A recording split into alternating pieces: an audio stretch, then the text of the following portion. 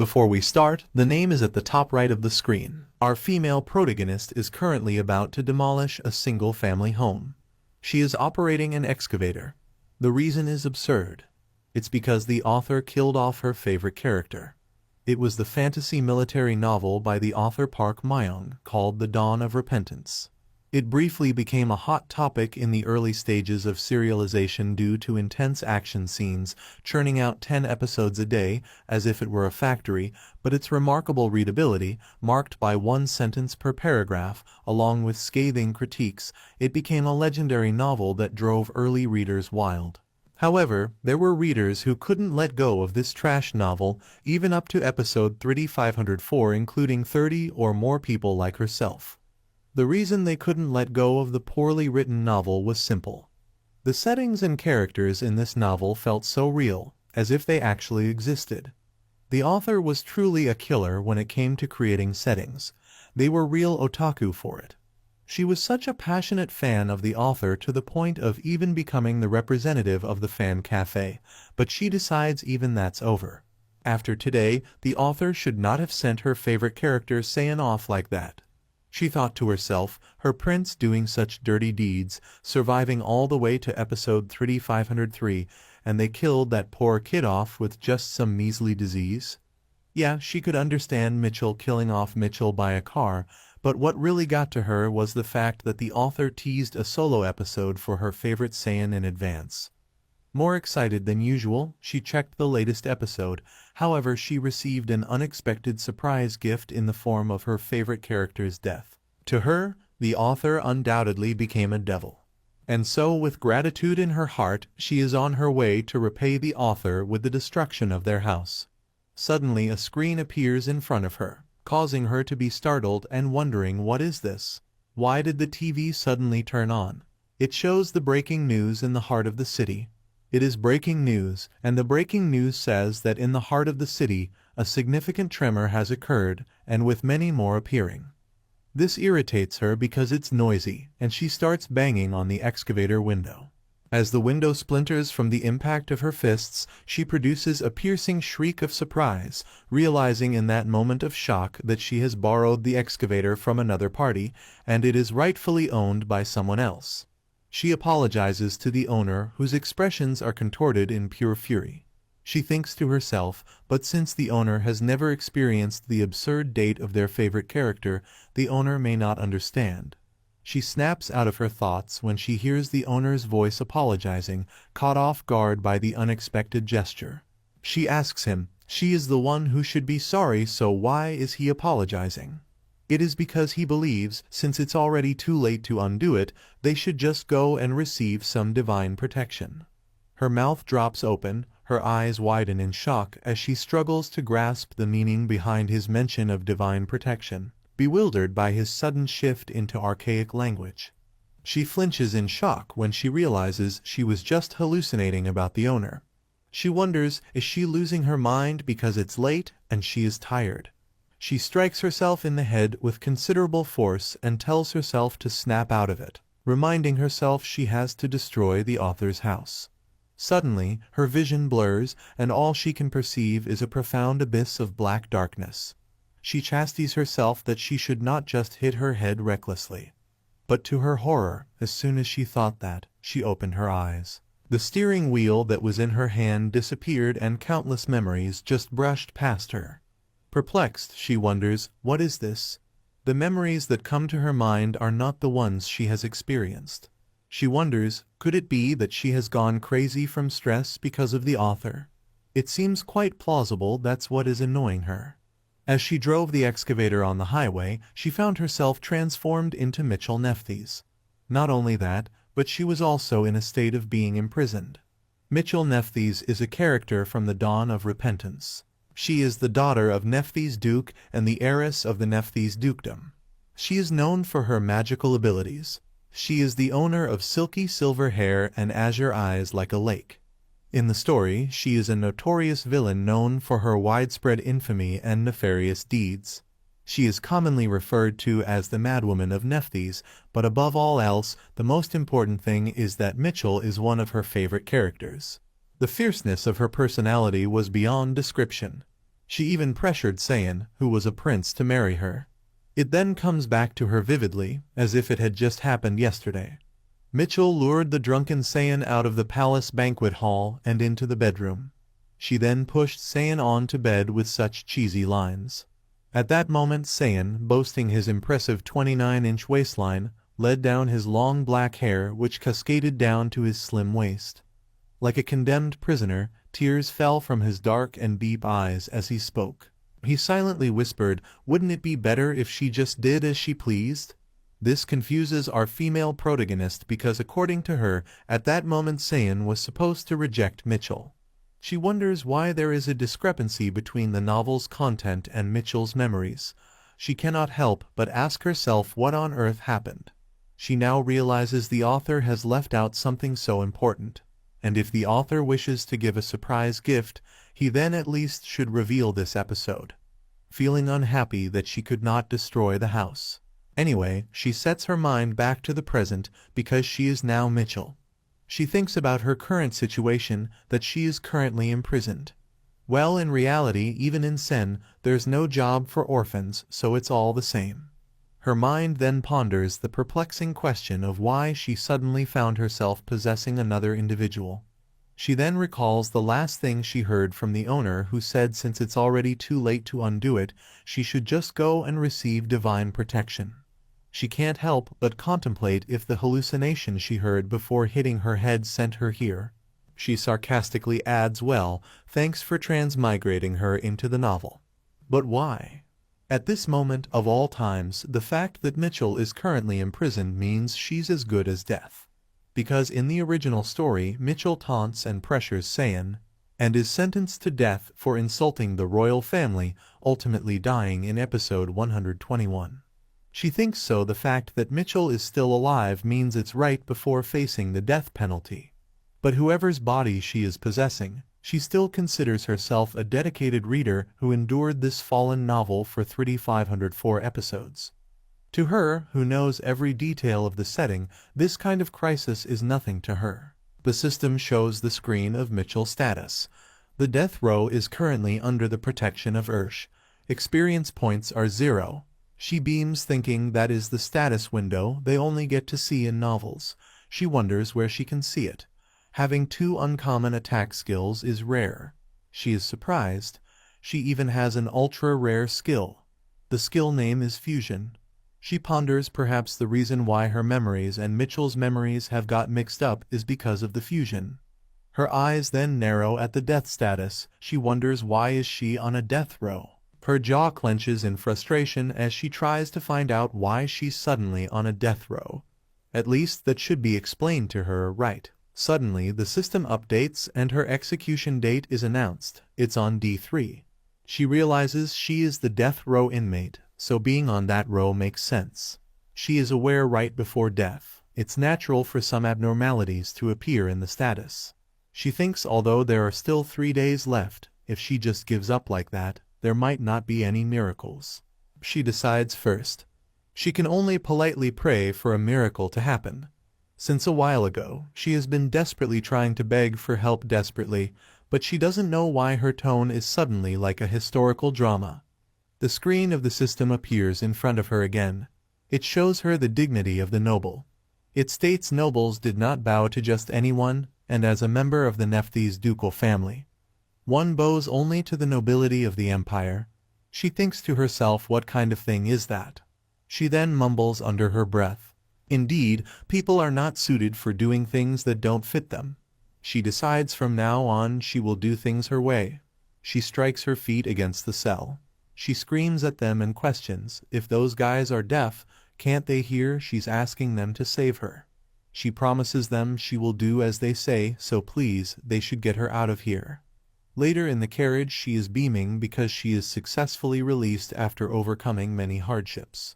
Even though she was expelled from the noble list by imperial decree and rejected by both the family and the empire, she became stateless. Even that wasn't enough. After being whipped 5 times, she was finally set free. Her back felt like it was about to burst, and she felt like vomiting, but she was okay. Now that the death row status has been lifted, she has survived. In the original, rather than discarding the family name, she could not escape the death penalty, but instead chose death. However, she thinks, but she's not like that now. She is determined to be alive no matter what happens. However, what she does not know is Mitchell's death sentence has been resentenced to D1. In the carriage, she is sitting still and has her eyes closed because now she will just wait until she arrives home. She decides she should invest in her experience. Actually, when she was released from prison and had her death status lifted, experience points came in under a strange pretext. Perhaps because she changed the development of Mitchell's death in the original work.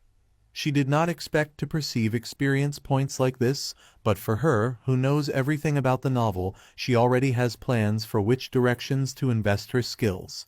She decides for now she should go all in on freeze.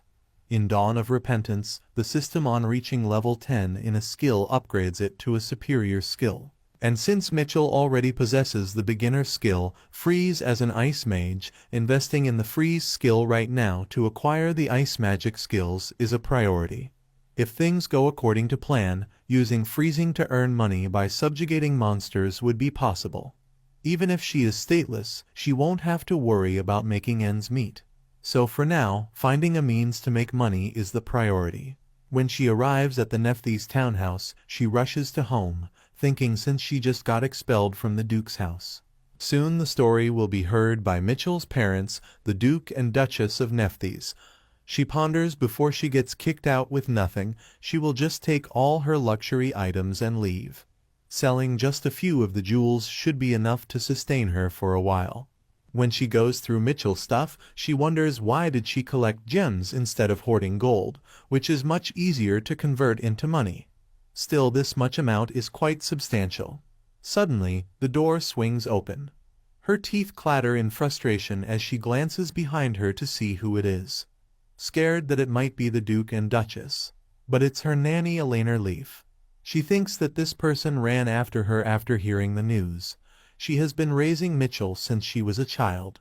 She raised her like her own child, scolding her whenever she got herself into trouble. For Mitchell, she's like her own mother. Her gaze falls on the injury on her exposed back, and she demands to know how she got blood on her back. Mitchell cannot believe she's worried about her as soon as she got here. As she was someone who was special to Mitchell, our female protagonist also liked her just as much as she liked any other protagonist, so seeing her in person makes her eyes teary. Mitchell realizes it's way more joyful and touching than she expected. She ends up in her arms, crying her eyes out. She admits it really hurts. Elena asks her what is going on. What's all this ruckus? She heard that something serious happened. She demands to know if she really received disciplinary action. First, Mitchell wants to know if she's on her side. She promises her, of course, no matter what happens. She then admits that she almost got sentenced to death for trying to attack the prince. Elena places her hand on her chest in a state of shock. But Mitchell continues that having severed ties with the Duke's house and been deprived of her noble status, she has become a stateless person without any status and having to live without an identity. The nanny stands motionless for several moments, but then suddenly she raises her hand with the intention to strike her. Mitchell states that if she slaps her in the back, she will die and reminds her that she said she was on her side. She asks her through clenched teeth what she is now planning to do in the future. Raising her hand in a shrugging manner, she replies she can do labor that even a stateless person can do, and there's no rule that says she will have to die. She questions how she can say something so easily when she hasn't done anything even remotely hard. She doesn't have a reply to that because of course it is easy to say.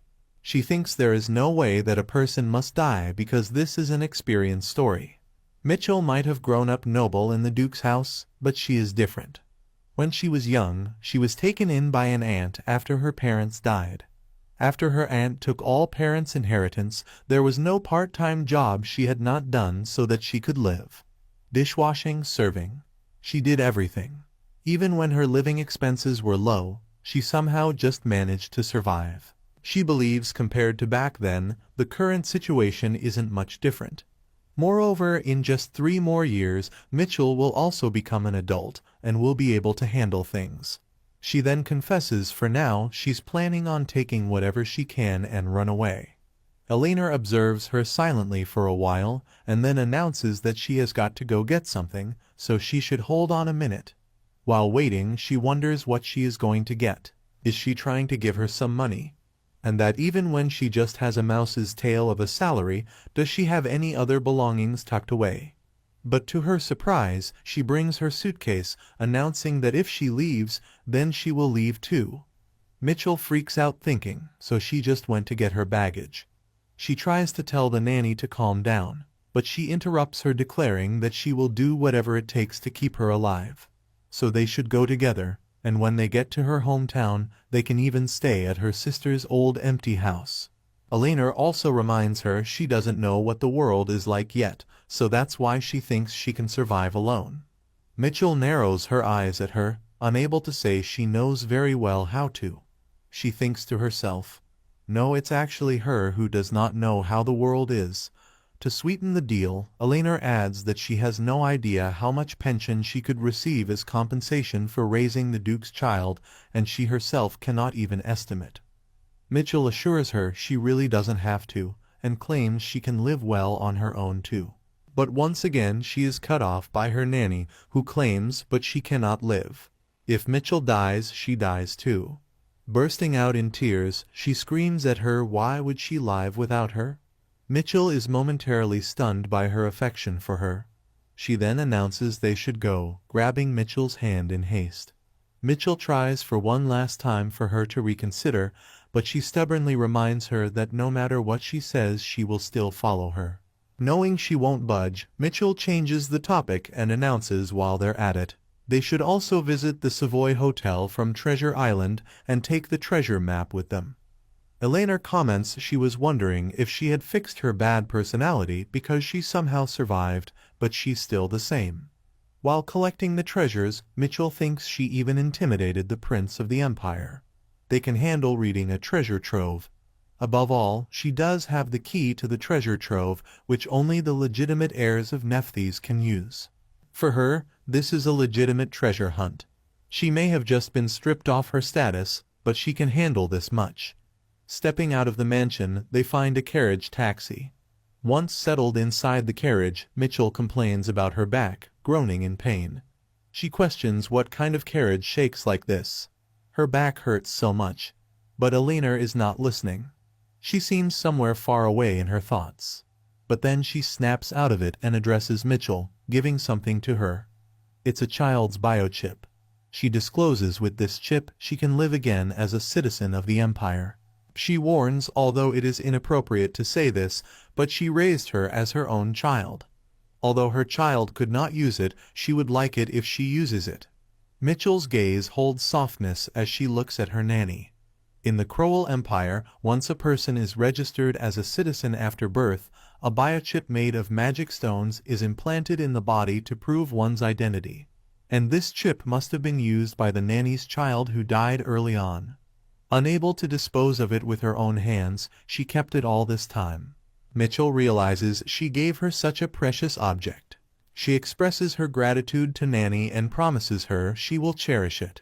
She also declares that in that case, since she has become her daughter on paper, she will call her mom.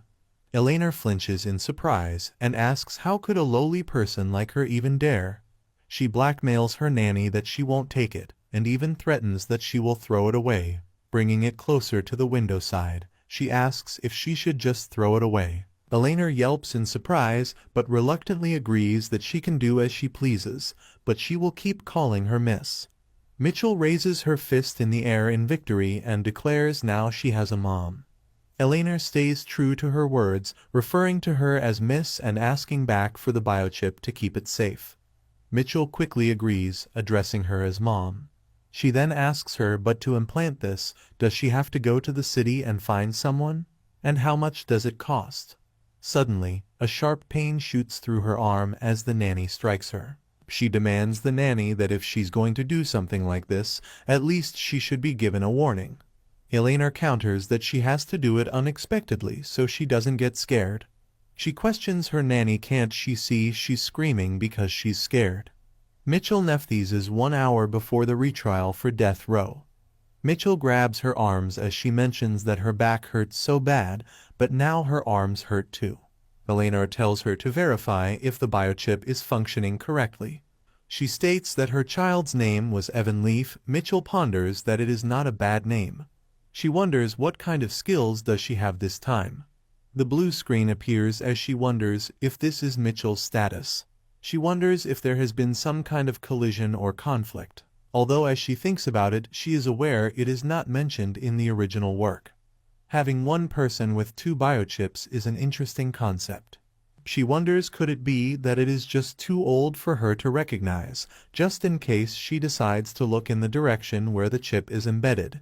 It appears as she mentions that Evan's biochip was newly implanted in her right arm, and she was able to launch a 1 status window with her right arm and Mitchell status window with her left arm. A1 thinks that she's going back and forth again, and it seems like she's in a good mood. Mitchell wonders if Evan is excited because it feels like she's looking for a completely hidden setting. As she looks at Evan's scales, his status is time limited and his training level is 8 to 800 until next level up. Reading level is 8 to 800 until next level up. And can do anything for a living. She thinks about training and writing. To her, it seems like it is leaning towards a specific field, but she decides to skip over that for now. Another skill is that it quickly increases the experience required when leveling up. Mitchell wonders, what is this legendary skill, she thinks. Is not this a skill that nobles usually have? There is nothing one cannot do to make a living, and it makes acquiring skills relatively easy. She thinks even without attack skills, she still have high-performance top-tier skills, and she's so amazing that Evan Leaf is awesome. She really thought there was no one else formidable as him. She looks at Evan's status as she wonders why is this attached. Eleanor asks her if it is still not recognized. Mitchell responds, no, it popped up properly. Eleanor becomes surprised as she questions if that is really the case. She states that if Mitchell is registered as an imperial citizen, she would not be able to live a normal life normally. Mitchell is aware that she lived her whole life in comfort, and from now on she has to live like a rat living in the countryside. She wonders if anyone had any disease. If that is the case, it causes her to think, is not this practically over there? Dawn has been reset that upon failing to enter the Crowley Academy. She is surprised as, after some time, Eleanor tells her it is dangerous and asks her why is she doing this. She sits in the carriage as she thinks that they should first come down as she has already lifted the time-limited condition 1. And she should not overthink about it first. She wonders why not follow that down. She calls out to Eleanor and states she thinks that she should go to the academy next year. Eleanor responds, all right, she will prepare everything for admission. She asks Mitchell to only trust her. Mitchell has tears in her eyes as she ponders. The academy's admission fee alone is 100 million crowns, but her nanny could not even secure her retirement pay. How is she going to raise that large amount of money? Eleanor tells her as soon as she enters school she will succeed in life. My child is aware that the problem is that ambition is difficult, and it is not like she is going to enroll tomorrow. She is aware all she has to do is to make some money somehow. She thinks, of course, if she has that much talent to enroll Crowell Academy. As a commoner, she must be incredibly smart, fight incredibly well, or maybe be a good magician. In any case, she has to do extremely well. But if there is a bigger obstacle than that, that is the existence of the main couple in the original novel. From what she remembers, next year is the year those two enter the academy, and the academy that season was nothing short of a living hell. Because all kinds of dangerous devices were put in to help the main character grow. They accidentally activated the magic circle hidden in the academy's basement since the beginning of the semester, opening a dungeon gate. When they were close to graduating, they even summoned one of the 4 great demon kings. Moreover, because of the incident they let, it was said that the number of graduates of that year was only a few dozen.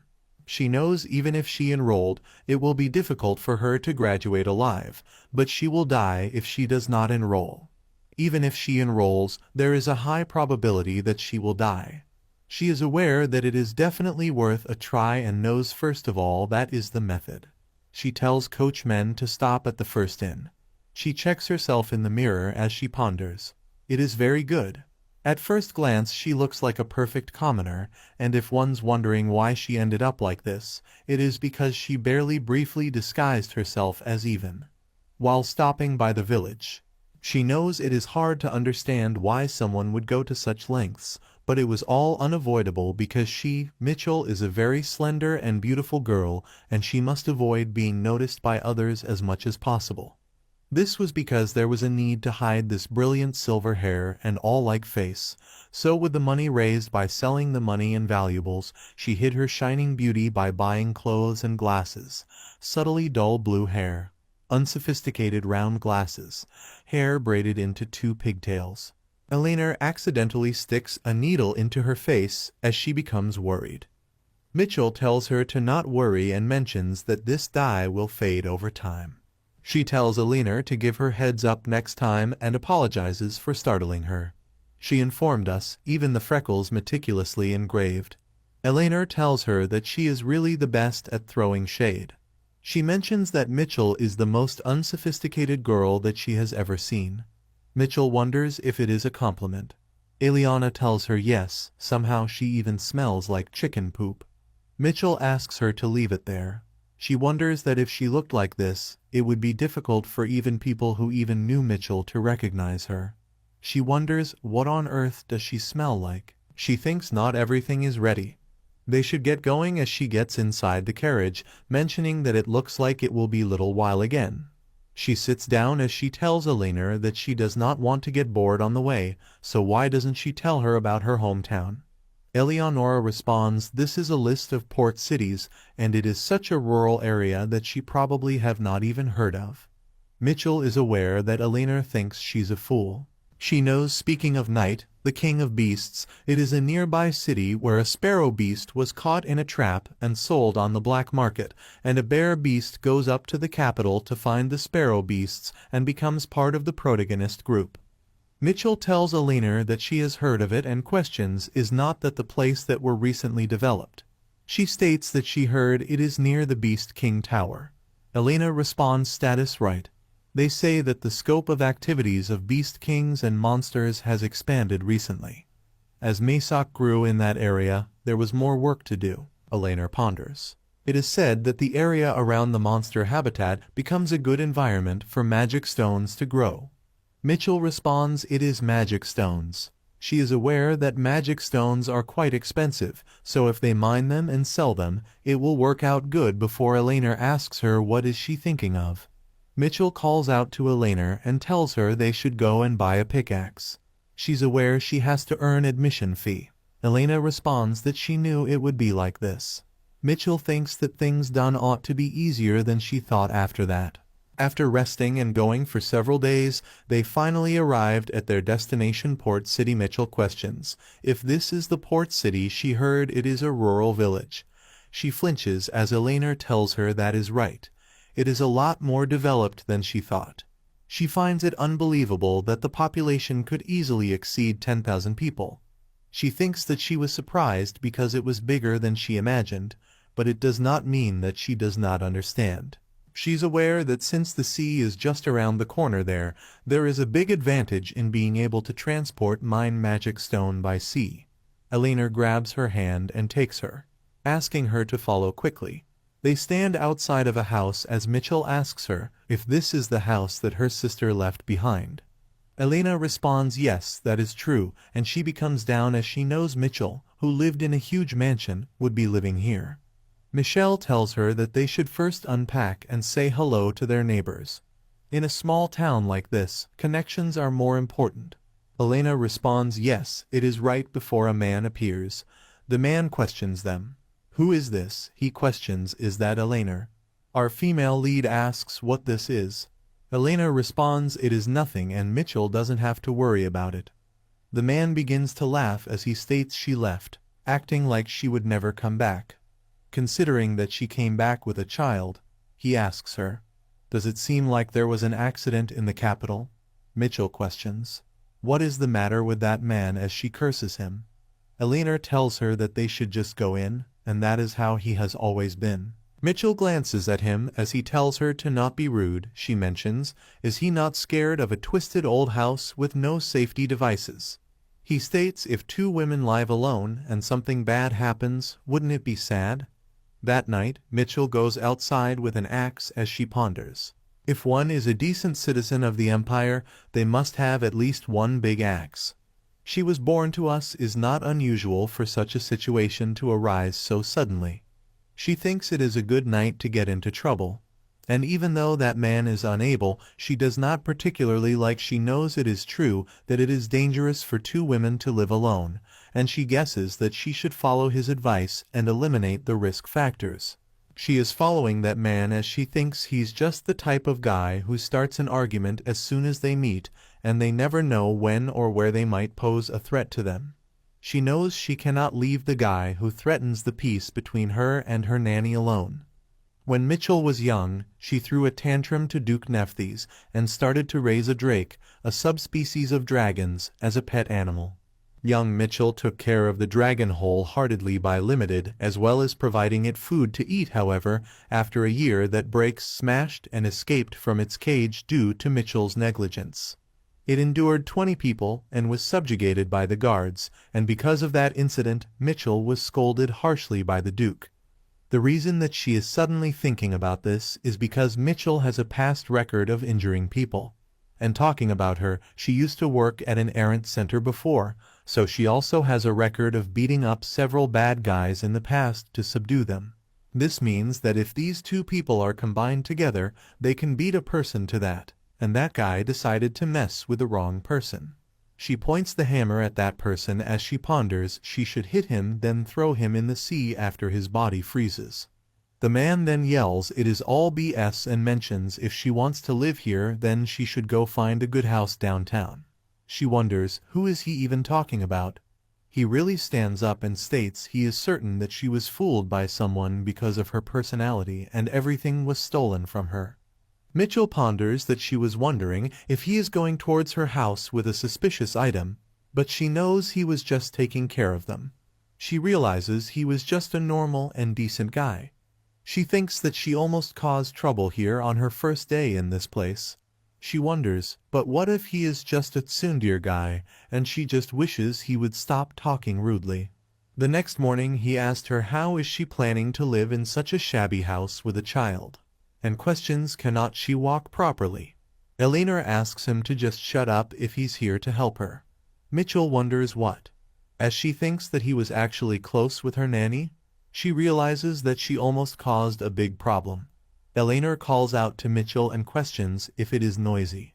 She apologizes to her as Mitchell ponders. They are so close they did not even care even after knowing her real identity, even though they introduced her as her daughter in front of other people. Calls out to the man as he asks her what. She apologizes to him, causing him to wonder what he is apologizing for. She does not tell him much but states she's just sorry to him. He tells her that she is ruining his mood. Eleanor introduces him as Thomas. She mentions that he ran away from his house to become a pirate, but rarely managed to get a ship and came back again. He is just a piece of human trash living as a fisherman. Must becomes angry as he questions. What does she mean?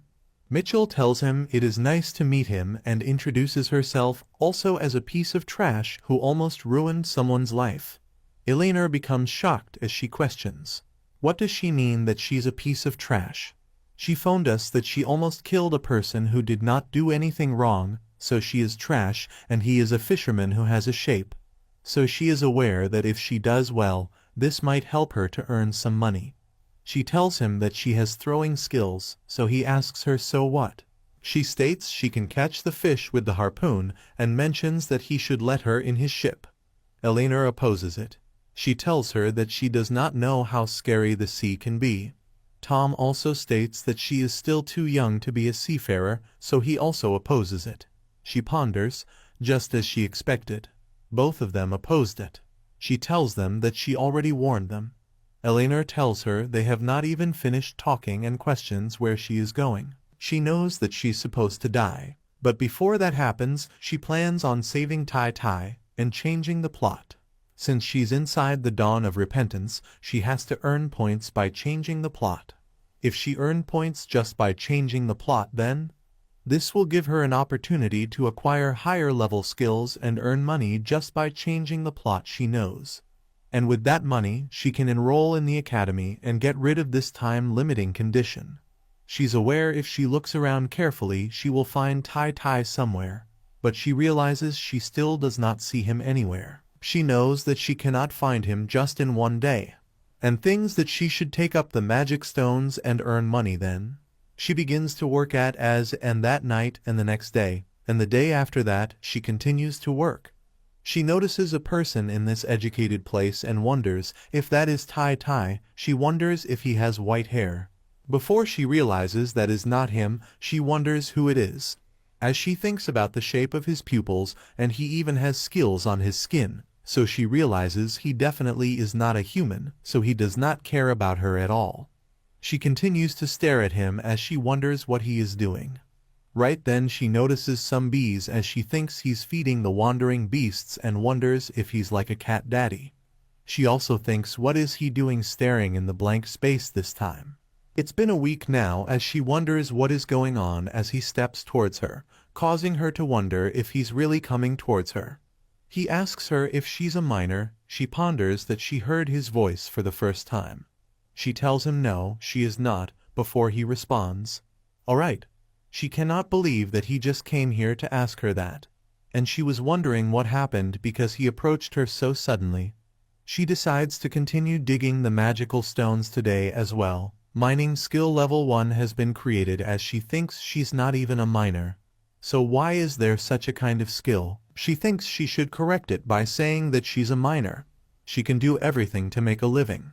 Acquiring such skills is comparatively easy. She wonders if this is Evan's extra skill effect. Acquiring such skills is comparatively easy. She wonders, isn't this too easy? She thinks that she should test how well this skill works.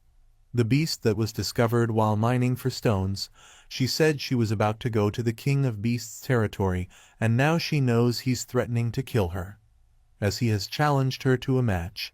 But this meaningless twaddling seems pretty familiar. She wonders, where have she heard this before?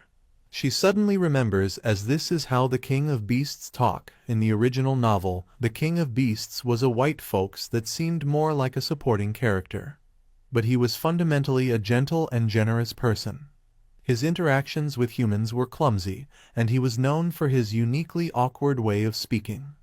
Despite his short appearance, he was a popular character. It was to the point that there was an event in the fan cafe where people would imitate the way that he spoke.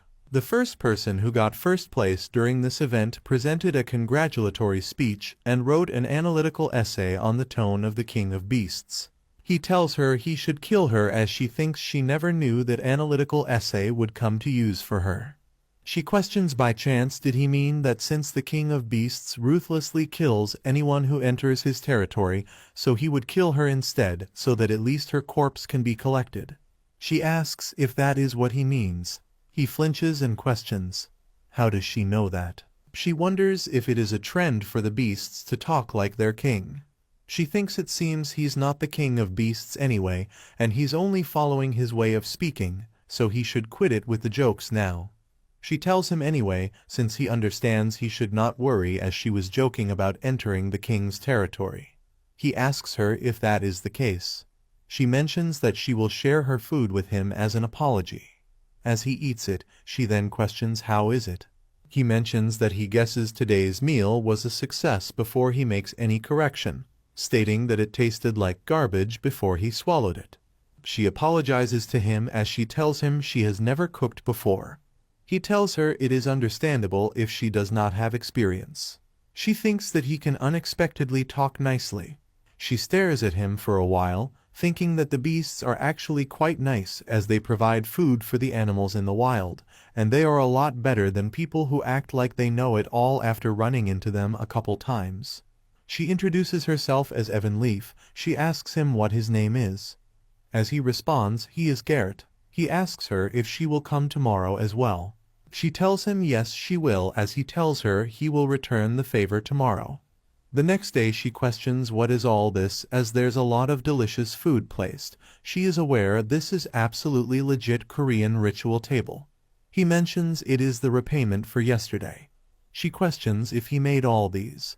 He tells her that is right and asks her to try it. She mentions perhaps it only looks good on the outside as she takes a bite before she realizes it is really delicious. She tells him with this he could get married right away. As he tells her since he has a child, nobody wants to marry him. She questions. Then it means he must be older than he looks. He states that he gave up counting past 500 years. She mentions that he is way older than she thought. She knows the original novel did say that beasts are a long-living species, but she did not know it was up to this extent, as the elder of the beast species was 300-year-old, and he looked like a wrinkly old man. She wonders what kind of animal beast must he be to look this young. She asks him what kind of beast he is, seeing as he does not age. She questions if it is like a snake or something. He does so. She's tried as he is a snake beast. He also speculated that is why he does not age. His skin automatically sheds even if he develops wrinkles. She tells him a snake beast is super honey-like as she is surprised. He questions, what kind of word is that? He tells her, super nice and comfortable and sweet like honey, something like that. Afterwards, he tells her the lunch tastes like super honey. Even while doing other work, he states this seems like super honey, and he hopes she returns to a super honey home as he tells her goodbye. She thinks it seems as if she taught him something wrong. She phoned us. It looks like he has taken a liking to that word. It is not really supposed to be used like that, though she understands him, so it does not matter. She just wishes he does not say it in front of others. Because there is no more, she asks if that is all the stones in this area. She knows it has already been a month since she escaped. Here and there are 126 days until the break of her dawn. She ponders about how due to her tuition fee, her mother or she are taking up all sorts of jobs, but it is so hard saving money. At this rate, she thinks it is unrealistic to gather 100 million crowns, and her back is healing, so she should slowly go hide in Sir Thomas' ship to catch some fish. She knows she should go and find a harpoon that fits her hand. As she's looking in the market, she notices the moment talking, causing her to wonder, what are they talking about over there? Right then Eleanor calls out to her stating she does not expect much. Mitchell should at least just say hellos and goodbyes. Mitchell questions if she's threatening her with a knife. She thinks that her nanny did tell her to remember her greetings, as it is a rule that she must follow her words. She asks the woman over there what is going on. As they respond, it is Eleanor's daughter who has a bad mouth. They look at her and mention, look at that mark on the newlywed wife's face. This states that the man of that house is usually normal, but once he drinks alcohol he starts. They know that she is so deadly pitiful, and they asked her to report him, but she just would not listen. Mitchell Sereny decides to go somewhere as the woman asks where she is going. They know that she is meddling in their business. Rachel deep down calls those ladies idiots to see this as mere meddling. She knows this is the golden opportunity to strike business. She runs towards her as she mentions she heard the rumor, and she will fix her husband's bad habit. The girl becomes terrified and questions who is she. Mitchell tells her of course it is not for free. The girl asks her what is she saying, states that she should not uselessly interfere and leaves. Mitchell mentioned she's a one who recently moved nearby Captain Thomas' place, and if she's interested she can come by there. She knows since she has introduced herself, she has done preparing for this, and then she thinks she should go and finally buy her harpoons now. She tells the man that if there are no harpoons that fit her hands, she will order a custom and ask the man to state his price. He calls out to her and tells her that she has no manners, and he feels offended. He states that he will take 2 times the price of those on display. She tells him once the harpoon is finished, he will be the first one to be skewered. He states now he will take 4 times the price as she asks him to calm down, mentioning it was a joke, and asks him to give her a discount. That is how she wasted half of her money. She saved up selling the stones. That night, someone knocked on the door as she questioned, "Who is it?" It is the girl from earlier, as she mentions they met in the afternoon in the city. She asks him to come as she thinks that she did not expect her to come so soon.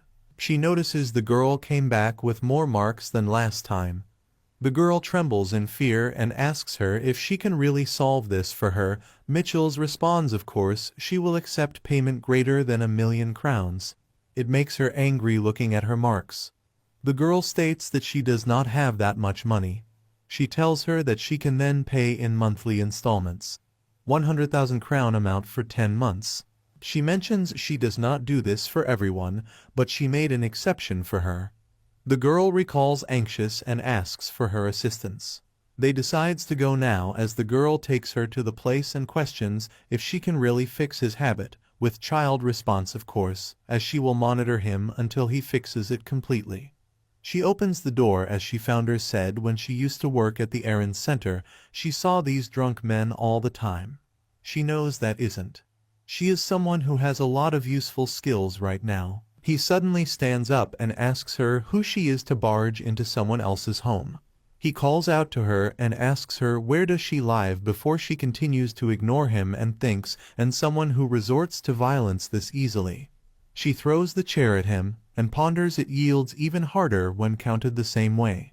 She knows she should just teach him a lesson as the wife is totally shocked. 6. Our female lead recollects about how she had received a request to help change the behavior of this husband. To do this, she decides to keep him in the sauna. After pulling him to the spot, she holds her hands up as ice starts to form. She thinks about how she must check the efficiency of the skill to be used in this request. She decides to test the limit of her skills by tormenting this dude with her freezing abilities. It is mentioned that when it comes to testing, using the skill consecutively can lead to bleeding. It is a threefold technique. While activating a skill, the first energy that gets consumed is the mental one. Once mental capacity has been used up, the body will send a warning by bleeding. If one decides to ignore that, then the next energy that gets drawn upon is stamina. If that gets used up, one will start coughing up blood. The last and final source of energy is the vital force. Even if one uses up all the life force, death will only occur after the final hemoptysis.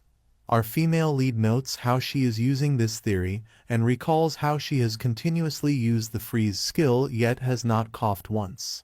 This would mean her energy efficiency is not half bad. The wife watches as our female lead uses her Elsa abilities on the husband. The man holds up his hand as he starts to yell. He wonders what in the world this person is doing. Mitchell mentions how he seems unsober still and that they should get started for real now.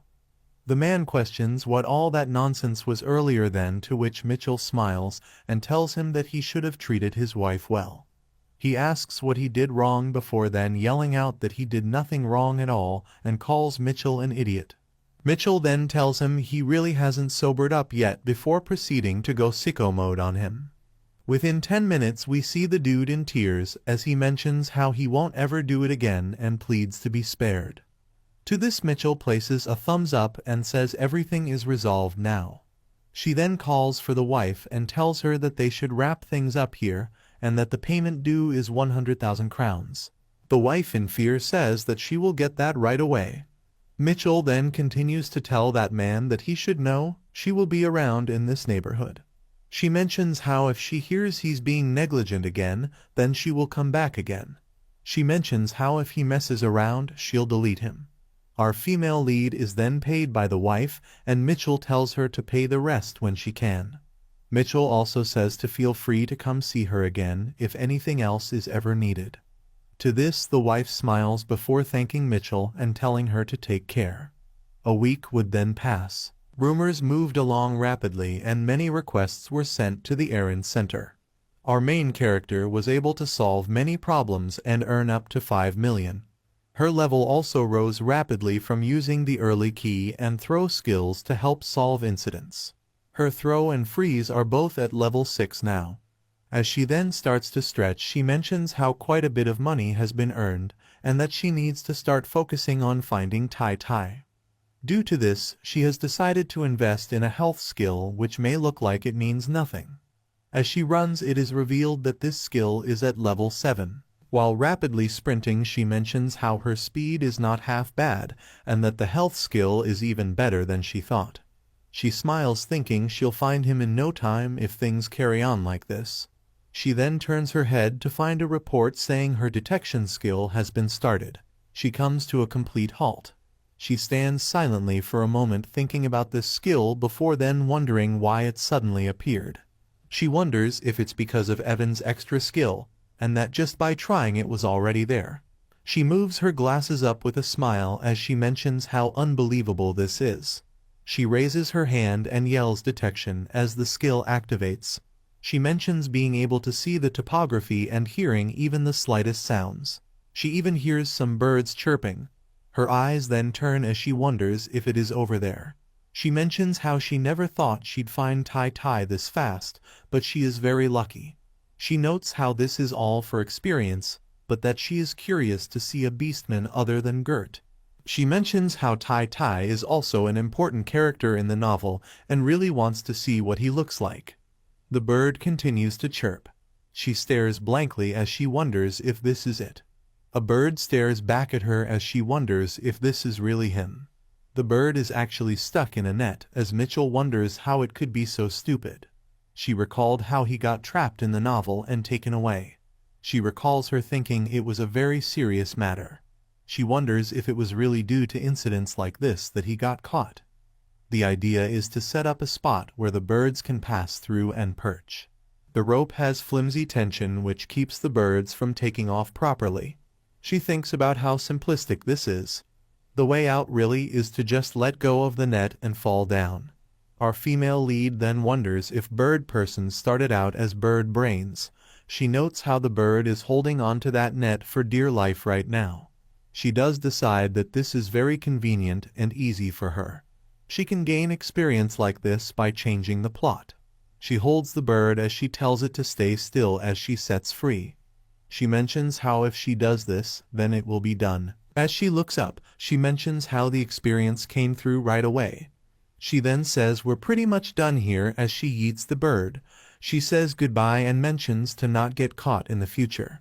She mentions how the important part now starts, and it's something she has been thinking since the 2 status windows started coming up. She then places her head to the side of her head and snaps. She wonders where the plot change XP would get placed. She first checks with Evan, and then with Michelle. She then yells in excitement as she notes how it came to both. She mentions how sweet this is as she decides to work on Michelle's freezing first. She continues to smile, mentioning how mining and detecting are both necessary. She then places her hands both up as she mentions how her status window now appears like this. She recalls how she's getting closer to the freeze spell, and that the plot needs to be changed a couple more times. The bird has walked right back up to her. She calls it weird as she asks why it's been on the ground since. She then realizes that the bird seems to have hurt its wing. She mentions how she's already spared its life, and now does she really have to treat it too? She mentions how ungrateful it is as it chirps. She then says that is enough and to stop following her. She is certain that it should understand this. She mentions how if it's not just a bird, but also humanistic as well, then it should understand this and not be stupid by following her. Our female lead arrives back and greets Mom. Our female lead is then asked what that bird behind her is. All she can think about is what a bird brain it is. She yells, mentioning how she told it not to follow, but it only chirps in response. From Evan's perspective, she introduces her name as Mitchell before correcting it to Evan Wraith. She happens to be a teenager who ran away from home, although she has planned that she will return home once the sun goes down. But she is still running away from home anyways, though the reason was certainly absurd. Yesterday Titi, the bird she saved from the trap, was not grateful enough and followed after her. Her mother used the medicine on the bird that was hers, which made her more frustrated, thinking that the bird took over her house and even used the injury as an excuse to monopolize her mother's attention. Her mother liked the bird very much, which irritated her. She turned around and told her mother that she didn't want to know anything and they both can just live happily like that as she decided to leave. Her mother reminded her that she has just come back, so where was she off to all of a sudden? She responded that she was heading to the south. Her mother asked her how can they go to the south. to which she questioned if they share the same blood. Leaving her mother confused, she asked her what did she mean to say by that. Her mother soon bursted out with anger and yelled at her daughter by her full name, questioning if she won't stop right there. She was aware that after getting called by her full name, if she happened to be caught she would surely die, so she decided to save herself and continue to run. That's how she ran away from home. She is aware that this is the second time, but it was not voluntarily. She believes it's not running away as she was planning to go out anyway. A woman notices her and greets her, thanking her for helping her last time. She deep down wonders who is it? Not remembering helping someone, but then is also aware of the fact that she has done so many things so she can barely remember.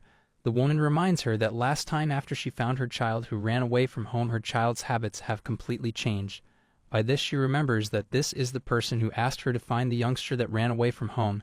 She realizes that for the sake of the chore center's reputation, it's better that she does not mention that she has run away from home too. The woman states that it seems like the javelin she ordered at the blacksmith shop last time is finally finished, asking if they shall go and take a look. However, Mitchell thanks the woman for noticing her and waves her goodbye. She ponders that getting to know people in the village like this also has many good points, and wonders if she shall head there and get the javelin that she had ordered. She reaches the place and takes a good look at the javelin. She tells the shop owner that his personality is completely nonsense, but his things sure are good. He responds that her personality is evil, but she does know how to check things properly. She thinks it's not bad, but if she can get a little discount, then it'll be perfect. Thinking that it seems he also liked her compliment, she tells him that she would like a little discount, questioning if that's possible. He smiles, to which she ponders if things keep going like this, then negotiating will be easy. However, he kicks her out of the store, yelling at her to never step foot here again. She is aware that she could not do it, wondering why is the shop owner so hot-tempered. As she walks, she thinks that she cannot go home like this as she has just received the javelin, so she has to go find a boat. She then realizes she has other work to do as well, thinking how busy she is. She is issuing a skill assessment certificate to prove that she is someone who will be beneficial to the ship, more like proving her skills. A man begs her to join their guild as an adventurer, as there will be no waste of her skills and talent. However, she tells him that she cannot be an adventurer. He questions her why is that the case. She responds it's because she will be a fisherman, causing her to be totally taken aback. She is aware that after all, if one wants adventures and has a strong desire, then there is nothing as tempted as the sea. She notices a boat and thinks of it as the most modern one. Thomas' perspective. He introduces himself as Thomas Elam, the fisherman. He mentions that today he is going to die by Eleanor's hands, as Evan came saying to him that she is Eleanor's daughter, and secretly climbed onto his boat. He knows her mother warned him that if her daughter gets sunburned on the boat, he'll die. He curses at Mitchell and questions why is she on the boat, stating that if her mother knows this, he will be the one getting killed. She seems pretty invested as she has her eyes stuck on a place, mentioning that 15 degrees to the left, about 500 meters, there's a school of fish, and judging by its size, it's a mackerel. He questions what is that nonsense. Before she shows him the certificate, she questions how does she know it? Before answering to her own question that she has the detection skill. It's the skill certificate that belongs to her. He asks her if this is a skill that has been certified by the Adventures Association. He is totally shocked as he mentions if her detection skill is level 4. It is definitely top-notch grade A. Questioning what has she been doing, to which she says she is just a laborer, he commands to quickly turn the boat to the direction she said. It turns out that there is really a pool of fish ahead. Thomas responds. Of course, that is to be expected with a detection skill of level 4. He then asks her where should they go next. She ponders that this sundear old man is also an inevitable slave of capitalism. She suddenly flinches and runs ahead, to which Thomas asks her what is she doing. She looks at the sea and asks him how much is the bluefish around here. He asks her why. Before stating it's 10 crowns per kilogram, without thinking twice she tells him she will go catch a bluefish and bring it back, so he should please wait for her. He is totally taken aback and calls her crazy as she jumps down. After a while she is back on the boat totally exhausted, as she thinks she drank too much seawater. Thomas yells at her questioning what has gotten into her. Why did she suddenly jump into the sea? She tells him that there was no other choice, to which he asks her what does she mean. She tells him that there was a bluefish, knowing she cannot just pass on these 20,000 crowns. She knows it might have been more expensive if it were Dorado, but today she will just have to be satisfied with this. Moreover, she knows she jumped into a cold sea and almost froze to death, as her cold resistance level 1 skill has been achieved, Since she also acquired the cold resistance skill, she'd say she did pretty well for her first day's catch. Thomas is done with her as he tells her that he thinks he will surely die because of her. She smiles and tells him it's okay as people do not die that easily. He is really anxious, though she asks him that next time they should go even further as she will definitely catch a Doradum next time. He yells at her, questioning if she just said next time, asking if she wishes to never see him ride on a boat again. After a while, they are in the market to sell the blue fish. It happens that today's fish harvest is worth a total large amount of crowns. After hearing that, Thomas tells Mitchell that they shall be together forever, but then thinks it was too much money for that.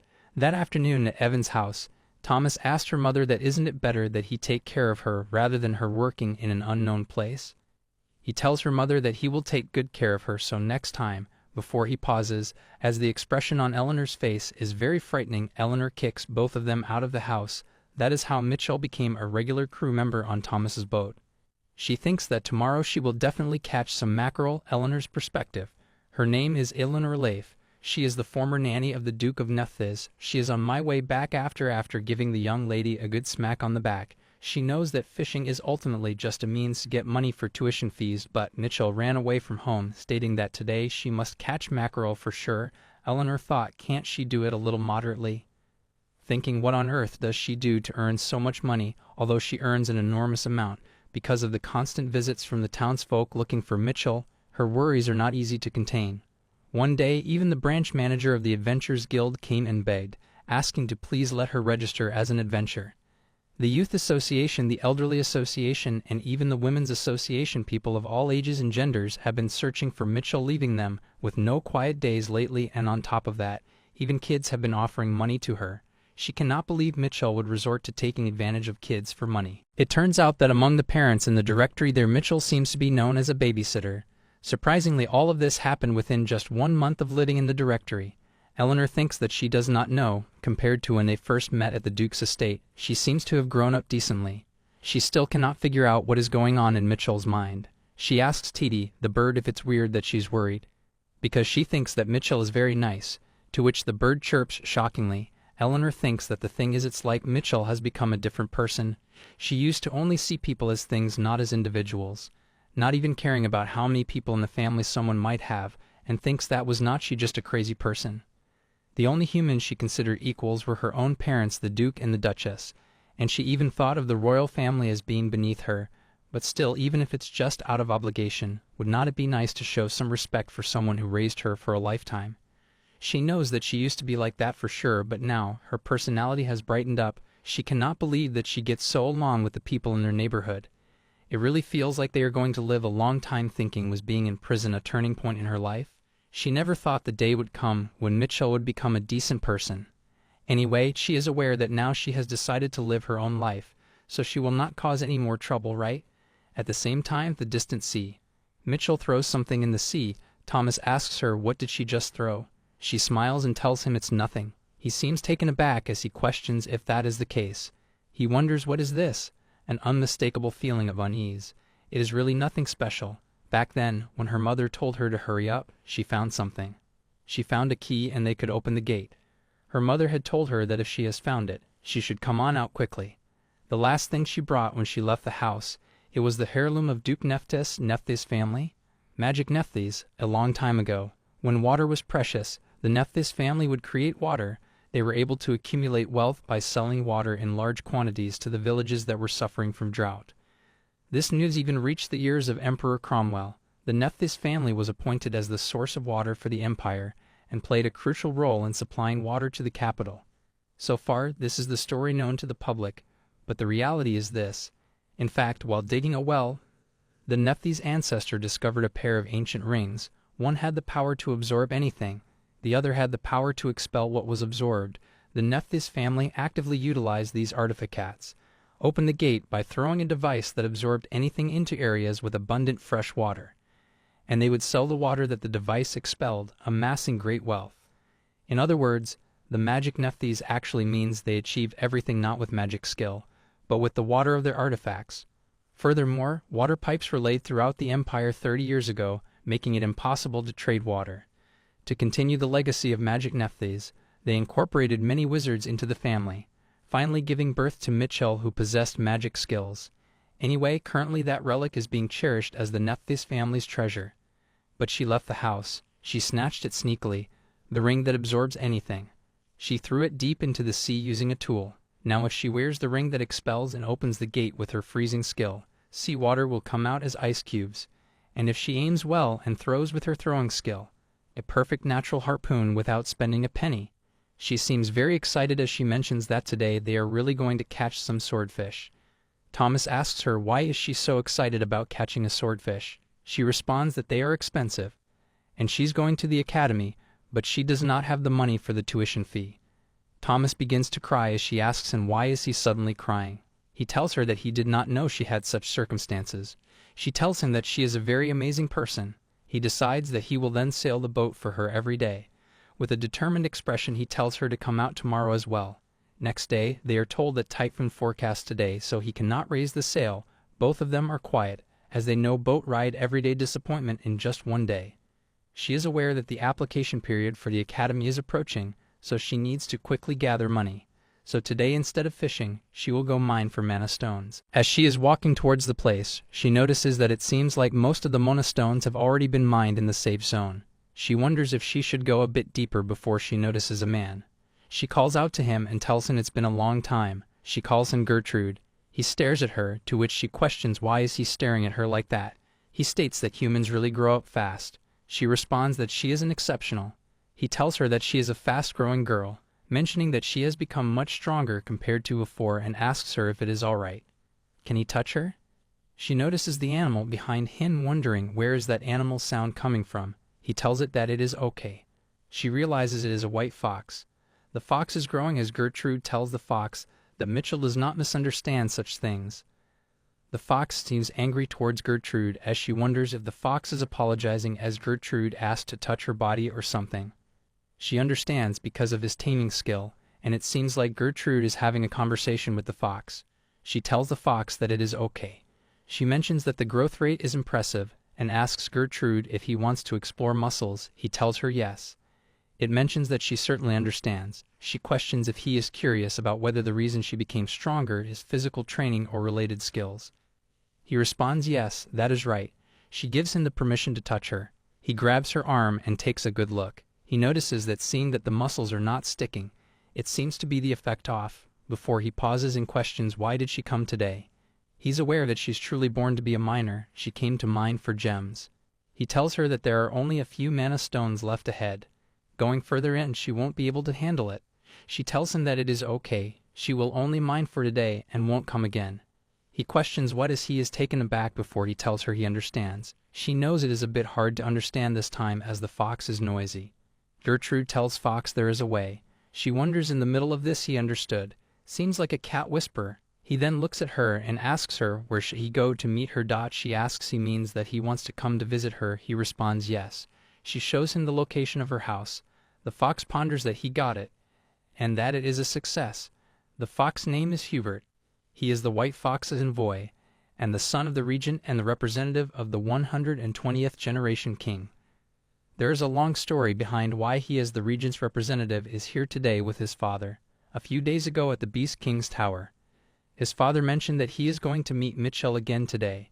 His father has been meeting a woman for several days. He has never seen such a thing in his 120 years of life, perhaps for the first time in 500 years of his father's life. He thought that this is intriguing. He asked his father what kind of woman is her. His father responded that he met her when he went to feed the demon beasts. The human named Evan Rafe, that father mentioned, was an equally strange woman. She not only mined mana stones around the mine where demons crawled, but she also did not shrink back even in the presence of the dignified Beast King. They even shared lunch, and she immediately understood father's words. He thought that this is just unbelievable as father lacks eloquence, so mimicking his speech is difficult. Father complained about the trembling behavior of village maiden, so if this woman values her life, she will avoid father from now on. Or so he thought, but last night he called out to his father.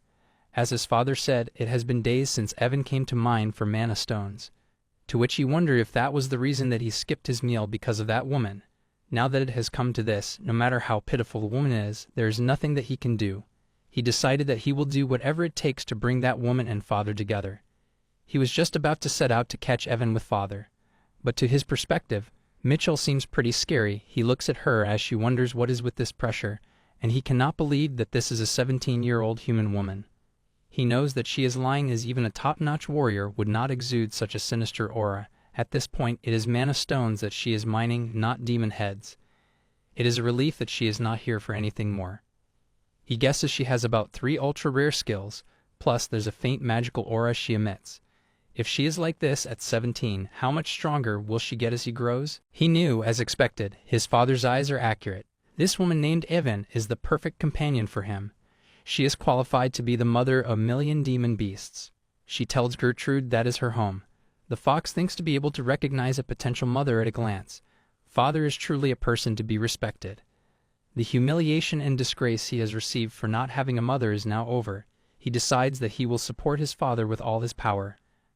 Mitchell looks at the fox, wondering why is he giggling like that. She tells Gertrude that, by the way, he's not using the term honey anymore. He responds that he scolded his son for not feeling any physical pain. She pondered that he was like that at home too. That evening at Beast King's Tower, Hubert tells his father that here is his outfit. He asks his father to wear this when visiting Mitchell's house. His father mentions that as a ceremonial robe. Hubert states that he should at least try to look young and pretty. Hubert knows that Mitchell looked shabby but had an incredibly beautiful face. No matter how one looks at it, his father doesn't age according to human standards. But at this rate, it's impossible for her to be a stepmother, let alone a lover. Hubert tells his father to make sure he brings a gift. It should be something expensive. Gertrude questions why go to such lengths. Hubert asks his father if he has forgotten. He states that her mother is at that house, and in the human world such manners are important. His father then wonders if that is what is called manners. He has no information at all, wondering what should he prepare. But if she has a similar personality to Mitchell, Gertrude decides that he will bring something expensive. Hubert tells him that he will prepare something expensive. He knows that surely there cannot be another human like that in the world. Next day at Mitchell's house, her mother notices the weather. She tells Mitchell that it's a storm on the day of her appointment. It'll be difficult for her friend to come in such a weather. Mitchell responds no, he will come. She is aware that although it has only been 2 months since they have met, Gertrude does not seem to look like he is going to cancel the appointment.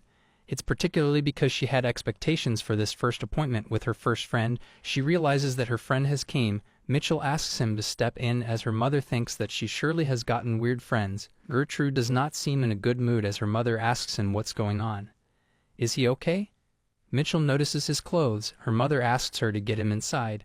Mitchell tells him that he is dressed so fancy. Her mother knows that is not the issue here. Gertrude states that his son insisted that he wear this. Her mother says that there's the same type of nobles over there too. Eleanor questions how can a young nobleman like him already have a son. Mitchell tells her mother that Gertrude is a beast folk. Her mother realizes and says of course he is her friend so he cannot be ordinary. He ponders that there is strangely insulting feeling about that. Eleanor invites him in. Mitchell looks at his clothes and wonders how come he is not soaked at all in this weather, wondering if it's related to his skills.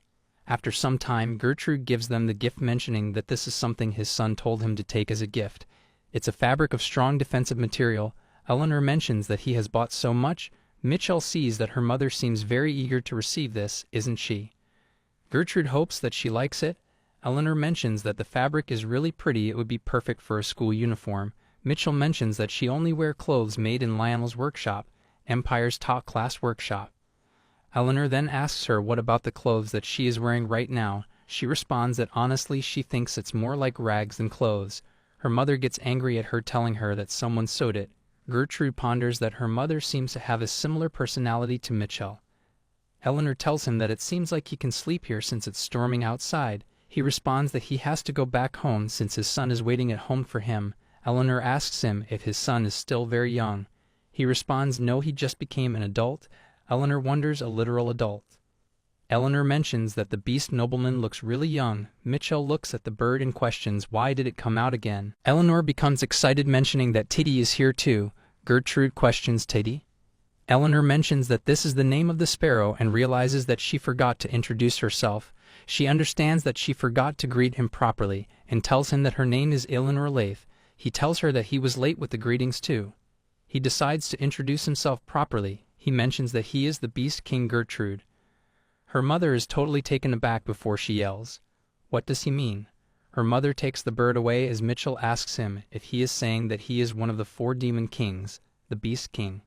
He responds that is right. She points at him, questioning if he means that he is the Mechanical King, the Luminous King, the Dragon King, and the Beast King. He responds that she is knowledgeable among the 4 demon kings. He is the Beast King. She ponders that she realizes that he is the Beast King, and with a similar way of speaking, she thought it was a trend in the Beast Man world or something. But what if Gertrude is the best king? Then she wonders what happened to the original Beast King from the original story. She asks him, is not the Beast King supposed to be a fox? Suddenly, she's using a formal language. He tells her that is because his son is playing the role of the Beast King in public. She questions why would he do such a thing, mimicking even the way of speaking. That there is a reason for it, and he will not say it unless she changes that turtle-like tone of hers. She changes it and asks him to tell her. He states that it happened about 200 years ago. He asks her if she is aware about what kind of creature the Dragon King is like. She responds like a dragon giant reptile. He tells her exactly. She wonders what does he mean by exactly? She questions what does he mean before she thinks about it. She questions if he's complaining because he's a reptilian beast folk and he's similar to the Dragon King. He tells her that when someone came to the Beast King's tower and caused trouble because of the overlap, he got annoyed and just created Hubert as a substitute. She wonders if there is such a guy. He asked to change the Beast King just for such a reason. Gertrude mentions that he said he wants the new Beast King to use the same unique tone as his. She questions, is that guy crazy? She feels like her head hurts, wondering why is not there a normal person here. Eleanor tells her it is not something she should be saying.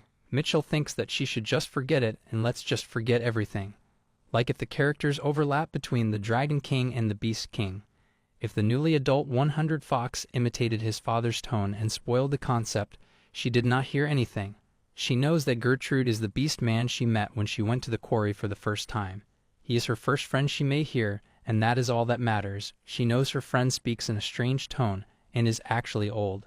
But he's handsome. She tells Gertrude that they should have their meal now. Eleanor asks him if beast folk gentlemen handle spicy food well, as Mitchell prefers spicy, sour, and salty food. Go ahead and enjoy it, and if it's not enough, he should just say so. Michael seems hungry as she says she'll eat well. Gertrude mentions this is more like poison than food. Eleanor becomes angry thinking of hitting him before Mitchell tells her that she should hold on as he is the Beast King and she should remember that.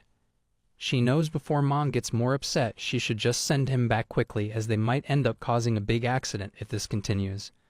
Mitchell asks Gertrude if he could leave now and meet again next time.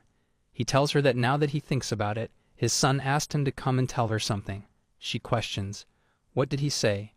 Eleanor mentions they shall hear what kind of nonsense his son said. Gertrude mentions that he wants to formally propose a relationship with Evan Reef. Talk for a while before she decides that she should just take calm. Wondering if this is a proposal just for friendship or is it a setup for a lover. Eleanor is ready to beat him up before Mitchell asks her to hold on a moment. Mitchell tells him if that relationship means just being friends, she already considers him as her friend, and it is an unnecessary proposal. He responds if that is the case, then that is a relief. He then says that he would like to make a proposal again. He states that ultimately he wishes to mate with her. The plot has changed slightly, and she is awarded 10,000 experience point. The king proposed mating, but the plot has changed slightly. The verdict is a bit salty, but who cares? Free is free. Mitchell tells her mom to just wait a moment as her mom is full of anger, wanting to beat him. Michelle glares at him, knowing that they should talk about this later and he should just leave quietly now, thinking that he should at least have this much sense. He gets a connection error and tells her he will come back to play again later, to which Eleanor becomes really angry, questioning. Did he just say that he will come back again, asking him to get out of here right now? And so her mom repelled the king with a broom. She guessed that she should not tease mom anymore. It's the night time. Mitchell is thinking of changing the plot of the book in order to earn experience, but suddenly she is getting 10,000 experience points at once. Eleanor yells at him. What does he mean? He wants to be with Mitchell. She beats him as he tells her that he is not a jerk, but he is King Gertrude. Mitchell knows that mom freaked out. Anyone would be upset if their beloved daughter-in-law was targeted by a pedophile. Mitchell thinks that I didn't think Gertrude's offer was bad. She didn't mean to say that she wanted to have sex with Gertrude. It's just that she gained experience from that bombshell announcement, since both status windows only have normal skills. It's a lot, but let's use it all up before it turns to crap. Early kick level 10. detection level 10, taming level 10, rise and fall level 10, throw level 10, health level 10. She is aware that she has used up all her experience points. She knows that she leveled up more skills than she thought. She notices something before she realizes that she is feeling dizzy, causing her to wonder why is it happening. She feels like ringing in her ears. She looks at the status window and wonders why is she getting so many notifications at once. She notices it is the level, and there are leveling skills options. Right then, the director of the Nephthys Direct Information Gathering Agency steps in. He mentions that they have found Lady Michael's whereabouts. His Highness asks if that is true, questioning where is his daughter Michael now. He is Duke Nephthys, filler at Nephthys. He has been given the report. It is said that she is hiding in her nanny's hometown. He questions if that means she is with Elinor. They have the pictures of her. He looks at them as he questions if she is healthy, right? How can one tell that she is his daughter as he has never seen this country bumpkin before? So what is this last picture? The attendant tells him to take a closer look, as that country bumpkin is indeed her lady. He finds it ridiculous, questioning why would his elegant and beautiful daughter look like this. The attendant remains shells. Maybe she disguised herself on purpose to hide her identity. At the same time in Nephthys Duchy, his duke mentions, by the way, no matter how capable their daughter is, it would be difficult for her to raise all the tuition money herself. If they support her with too much money, it might raise suspicions, so he should find a way to support her through the Adventurers Guild. The attendant states that however it happens that she has already raised half of the tuition money. And at this rate, it seems that she will be able to raise all of the tuition money soon. This makes the Duke taken aback. He questions, is not his daughter a genius? The attendant agrees with him. He becomes really happy, saying that her daughter is a genius at transformation as well. The attendant ponders that he cannot really do anything with this foolish laughter. Mitchell is feeling dizzy. She thinks to herself that from now on, she should not raise her skills without thinking like this, because no matter how much she grows, if she dies, it will still be in vain. She sees a window notification as she wonders what it is as it came right after she came to her senses. She thinks the charisma of a noble and the charisma of a beast. Is it because of Mitchell's fusion skill that this option appears? She is aware that first of all, the charisma of a noble man can be seen in her name. It is a 100% enhanced version of nobility. Even now, the way she speaks is like this because of that skill, and if it gets any worse, her social life at the academy will be a mess. She imagines herself greeting people like, nice to meet you nobles who suck the blood of the people. She then thinks, so what is left is the charisma of the beast. She realizes it also has an ominous name. Still, she is aware no matter what it must be with the letters King or Wang attached to it. It's better than the characteristics of being treated like a superior. She decides to click on the beast's charisma. She believes that the charisma of the beast is the best. She then wonders if it is time to test this now. She thinks that she should say she is going crazy so they should be quiet, being aware that if she succeeds in this, she can lead a normal social life. She calls out to her mom as her mom questions if she needs anything. She tells her mom to stop being noisy and shut up. Both Thomas and her mom are at a loss of words. She realizes that she lost it. Her mother tells her that they were very noisy, right? So she's leaving now, and if she needs anything, she can call her. Mitchell curses the system window. She wonders why she is speaking more harshly than before. She then sees the level 1 description, which is she does not listen to those who are weaker than her. It has the effect of intimidating beasts. She questions what is added if the description comes first before the skill. She is getting a headache, but she continues to think that before that, this is also a skill. It takes mental energy to learn. She finds it so annoying as she mutters it out. Her mother listens to it. Both she and Thomas are startled. Mitchell tells herself to come back to her senses. According to her mom, the second time she blacked out, it was said that beast men, who are presumed to Gret's friends, visited. Among them, the spider beast man looked at her, stating that Hubert is going to make a fuss. She said that and left the gift. She does not know why, but the tiger beast came to her excitedly when she was sick, and said, let us wait and see, as he turned and walked away. She thinks to herself that Gret seems to have a lot of friends, perhaps because he has a good personality. He is a total extrovert. She is aware that her only friend here is Gret. She knows he said that but did not even come in person to see her. She tells herself that she needs to stop thinking about random things and go out and make money. As she decides to step out, her mother calls out to her asking where is she going when she is not feeling well. She responds she's going to catch tuna. As she is walking outside, she thinks to herself that she saved up about half of the entrance fee, but it is still far from enough. She knows that first of all today she will go to her uncle and find out the departure time. Right then she feels something as she turns around and notices a person attacking her. She dodges the attack as the person becomes frustrated, questioning how did she notice? It is the tiger beast. She seems surprised by her speed and power, wondering if this really is her body. She thinks that her reflexes are insane, wondering if that is because of the newly acquired skills. The tiger beast man tells her that indeed she is doing quite well. She then focuses on him as she looks at the pattern and tail, wondering if this is a tiger beast. She understands that it looks like he is Gert's friend who visited when she was sick. She wonders what does he know and thinks since he attacked first she will also attack. She uses the throwing ice skill. He suddenly becomes worried, trying to dodge her attack. She thinks since she used water drawn from the artifacts rather than water made from mana, wondering if it consumes less mental power. However, she is aware it is impossible to fight for a long time with a body that has not fully recovered. She decides that now she should finish this slowly and launches another attack. The tiger beast tells her to not look down on him, questioning if she thinks she can defeat him with this kind of toy. Right then she runs to him with maximum speed. She ponders right when he knows it. It's in front of him. It attacks him. He falls down on the ground. He mentions that she's a lot more than he thought. She looks down on him as she questions quite what? After a while he is laughing. He mentions that he has lost, and he has no choice but to admit it, causing her to be confused. She punches him, asking him what is he admitting to. She also tells him to explain it properly. He apologizes to her, mentioning that since Hubert was making such a fuss about Her Majesty the Queen Mother, he came to see her out of curiosity. She asks him if by Hubert he means to say Gert's son. He responds yes, that is right. He also states if she's a queen who enjoys fighting like this, he also welcomes it. She makes it clear to him, stating that she doesn't know what he is talking about, but she is not the queen. He tells her no ways there is no one like their queen, Her Majesty the Queen. She again repeats that she is not the queen. He then gives her something mentioning this as a small but welcome gift, and says he will see her later then. He still calls her the queen. Tells him that she is not the queen, but he leaves. She looks at the gift as she seems really frustrated, questioning what on earth is that guy doing. She opens the gift and sees something like a crystal.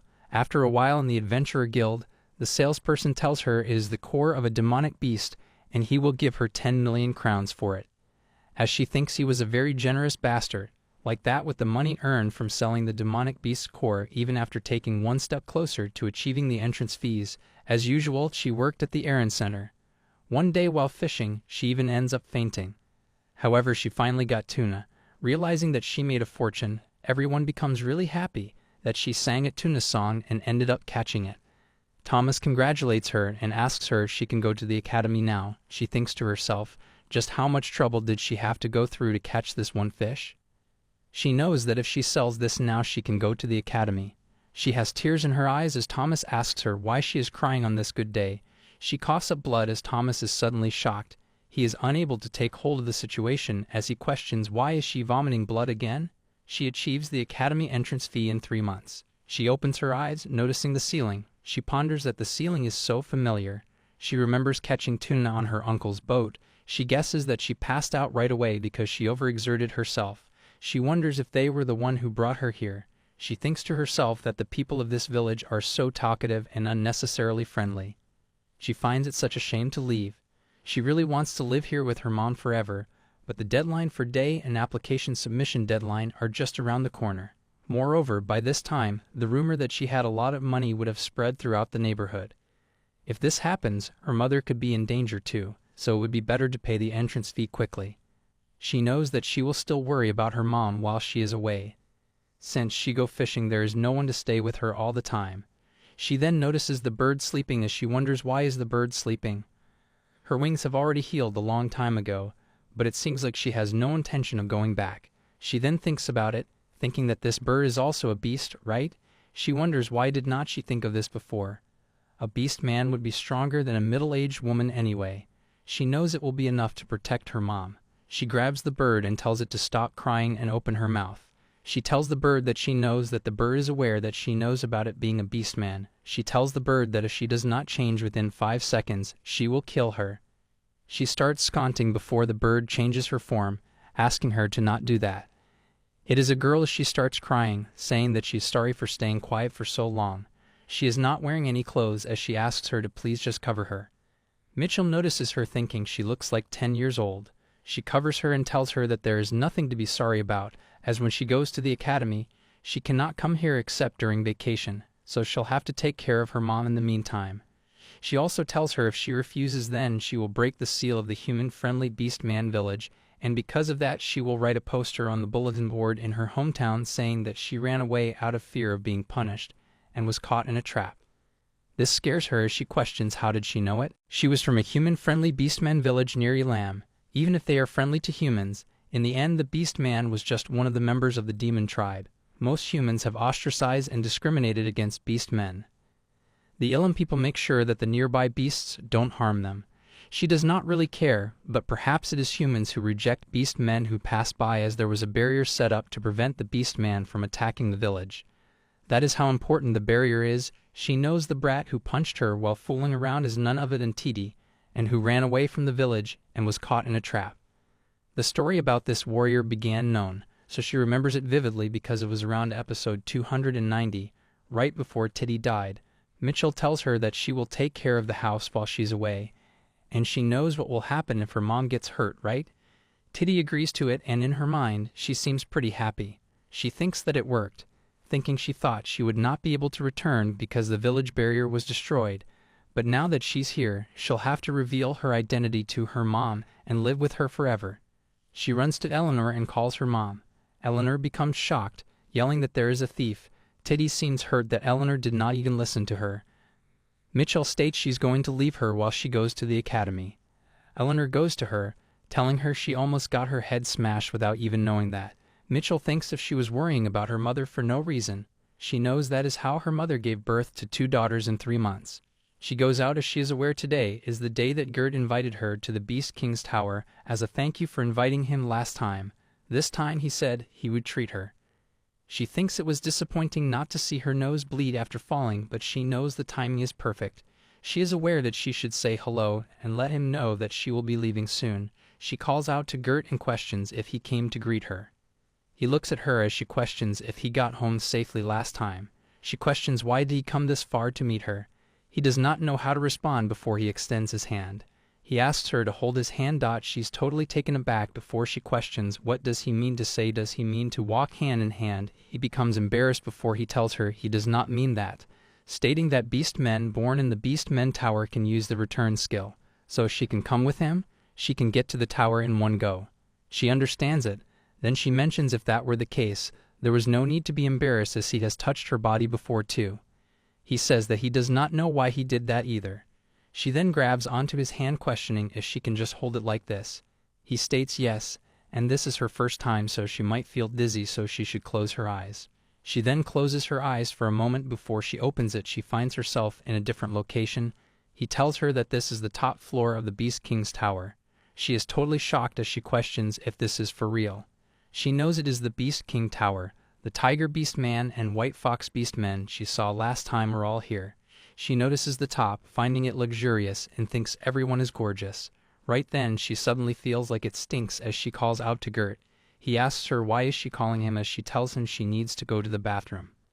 He tells her it is over there as she runs to the washroom, wondering what is that smell as her nose feels like it is rotting. She knows it seems to be the smell of rotting meat beasts and other different smells wafting from the tower.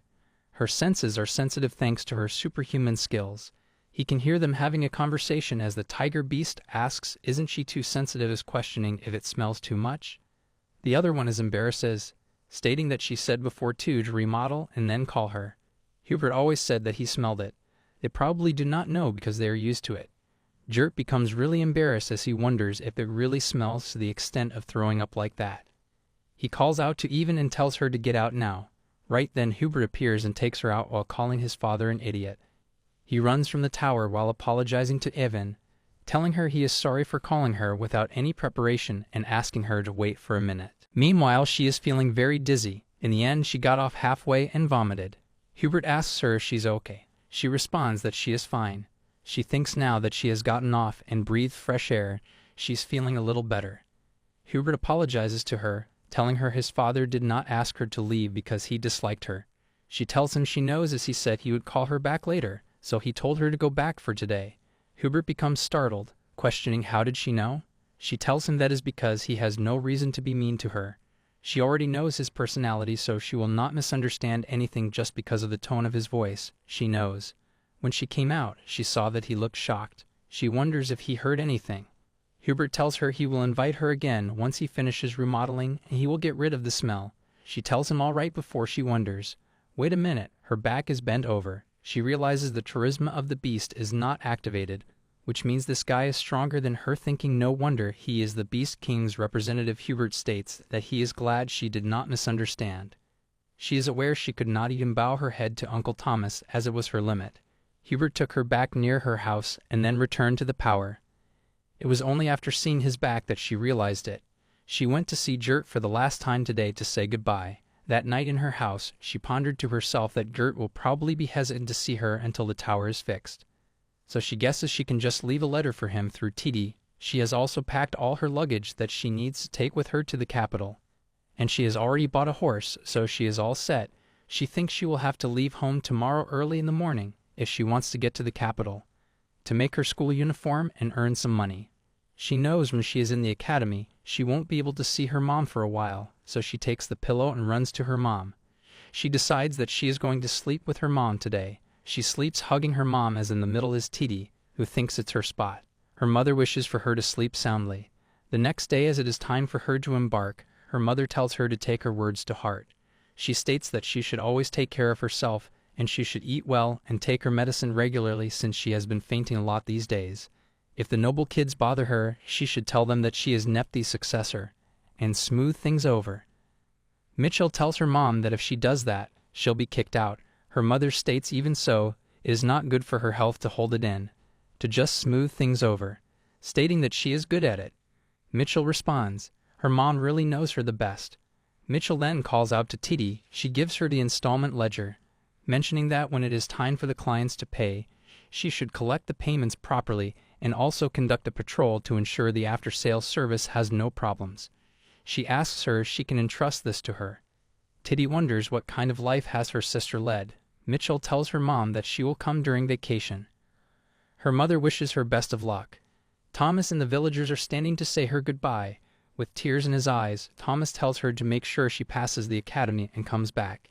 He calls her the pride of their village. The other villagers wish her to have a good trip and to please register with the Adventurers Guild when she goes to the capital, as well as asking her to come play again when she's on vacation. Mitchell seems emotional as she thinks everyone came out to see her off, thinking she guessed she has worked hard in this neighborhood. She thinks Uncle Thomas and the sailors, as well as the blacksmith and the Adventurous Guild people, and errand clients and whatnot. Everyone came to see her off after hearing that she was going to the capital. She knows she should at least give them a sincere thank you. She thanks them for coming all the way here. Thomas knows even in the end, she cannot even fix her habit of saying things. She knows she has said her goodbye and gets on the horse. She mentions that you come back during the vacation and everyone until then should stay healthy. Her mother had stirs in her eyes as she tells her to come back healthy. Mitchell thinks that she feels like she's going to cry because her mom is crying. She wonders if she should leave tomorrow and have a little conversation. But she knows that is wrong and starts riding the horse. She is aware she has not even left, so she should not have a weak heart as a few months will pass by in no time. She tells herself to not be sentimental.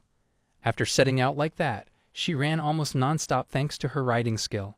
The saddle was so comfortable that she almost fell asleep while riding.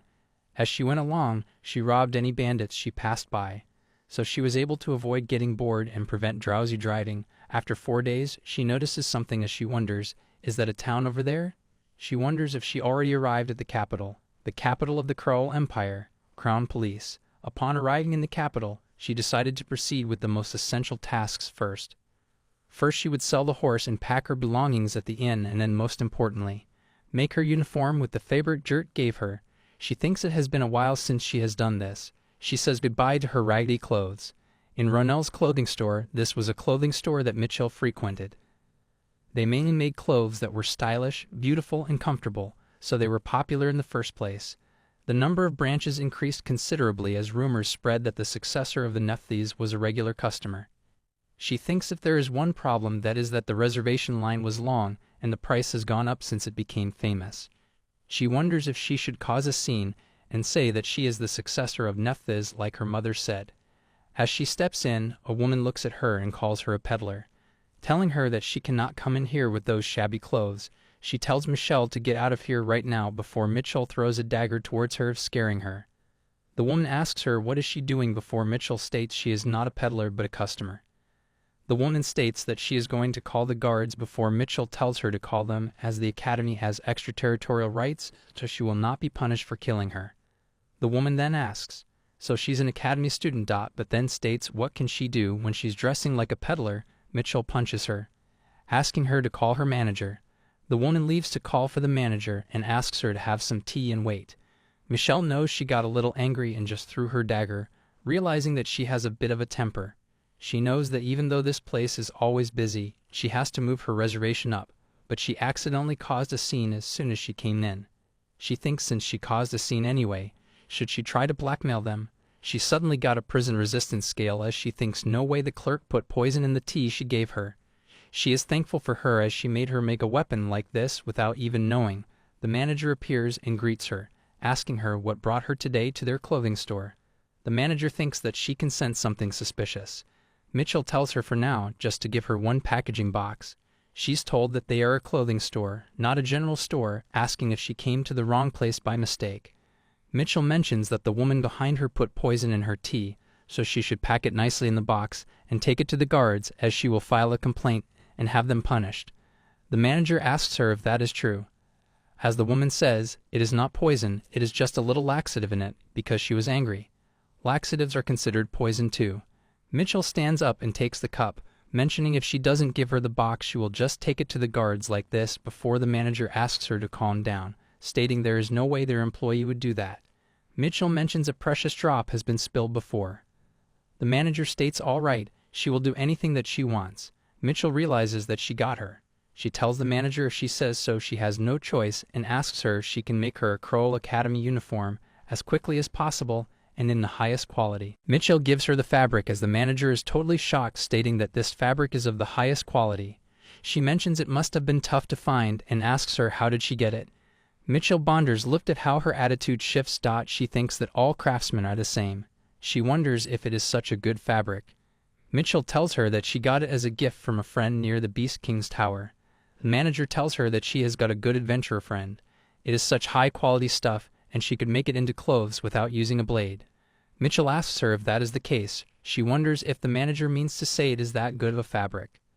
The manager tells her, however, because the fabric is strong, the needle won't go in that easily, so they have to use an artifact, and it is a bit expensive, so the price will be a bit higher. As she said, she wants to get it quickly, right? Mitchell asks her how will it cost then. The manager questions how long has she been thinking about. Mitchell tells her to not be a rip-off and tell her directly. The manager states it is going to cost 10 million crowns. Mitchell thinks to herself that 10 million crowns is practically her life savings. They even ignore the reservation turn number and make clothes, so she guesses she'll have to endure this. She responds, all right then, she's going to pay in full. The manager states their customer is so generous. She also states she will consider that the store clerk's attempted poisoning never happened. The clerk thanks her before Mitchell tells the clerk that instead she should drink it to destroy any evidence of poisoning that happened here. She has to drink all that is left in this teacup. The clerk looks at the manager, but the manager ignores her. She thinks to herself, this is the diarrhea medication. She just has to take it in one shot and is trembling as she looks at the cup. So the clerk drank the tea in one shot with diarrhea medicine in it. The clerk went straight to the bathroom. She did not see her until she left the shop. The manager said she would make the school uniform before the entrance ceremony. She told her that she had taken out 17 bandits on her way to the capital. She locked herself in the sewing room, promising to have it ready in a week. There is only a month and 1/2 until the intern ceremony. But they made it so quickly, and as expected of the manager, she never disappoints. She steps out, knowing that she's leaving the school uniform in her hands, and now next is sorting out living expenses. In the Imperial Kroll Academy, the Dean of Imperial Kroll Academy seems really frustrated. He is frustrated because of the Duke of Nephthes, questioning what on earth did he send him. In the letter it is written that it has been a while, and how has he been? It looks like they even appointed him as the dean. If we read the details he wrote in the letter, he is willing to make any amount of donation to help the academy. He is aware that there is nothing ordinary about the letters that the Duke send him. Even just looking at this one looks suspicious, Besides, he wrote that first of this year he is enrolling a peerless beauty named Evan Rafe, and if he does not cooperate, he will kill him. The dean wonders that this is the first time he has heard of that name, wondering if she is some hidden daughter. He also thinks, how can this country kid be a peerless beauty? Thinking what is wrong with the dude who is so into looks that he is practically judging someone by their looks. He is aware that the dude he knows has not spared a glance for anyone less than 10 seconds since his school days. He picked his spouse based solely on looks, regardless of her magic skills. So as the family had hoped, they got a magic-wielding child. They even had the good fortune of looking like the spitting image of their parents. Even if the child is magicless, the Duke would have loved his eldest daughter just as much as he does now. The dean wonders what has gotten into a guy like him. Has he gone crazy from the shock of losing his eldest daughter? Secondly, in the letter it is also written that if that child grows up and won't see people as people anymore, he will punish the professor for it, and he has to support him. If he does not, he will kill him. The dean wonders what kind of personality does this kid have? He knows if Duke is going this far as to say this, it means she's even worse than that. Mitchell. He was strangely quiet when his eldest daughter got sentenced to death for insulting the royals, thinking if he was just washing the hands of his ice-cold daughter. The dean is really exhausted as his head is spinning, thinking if he has a secret love child. The third thing in the letter is to make magic dormitory meals, and if he doesn't make it spicy, salty, and sour, he will kill him. The Department of Magic. It looks like the hidden child is a wizard.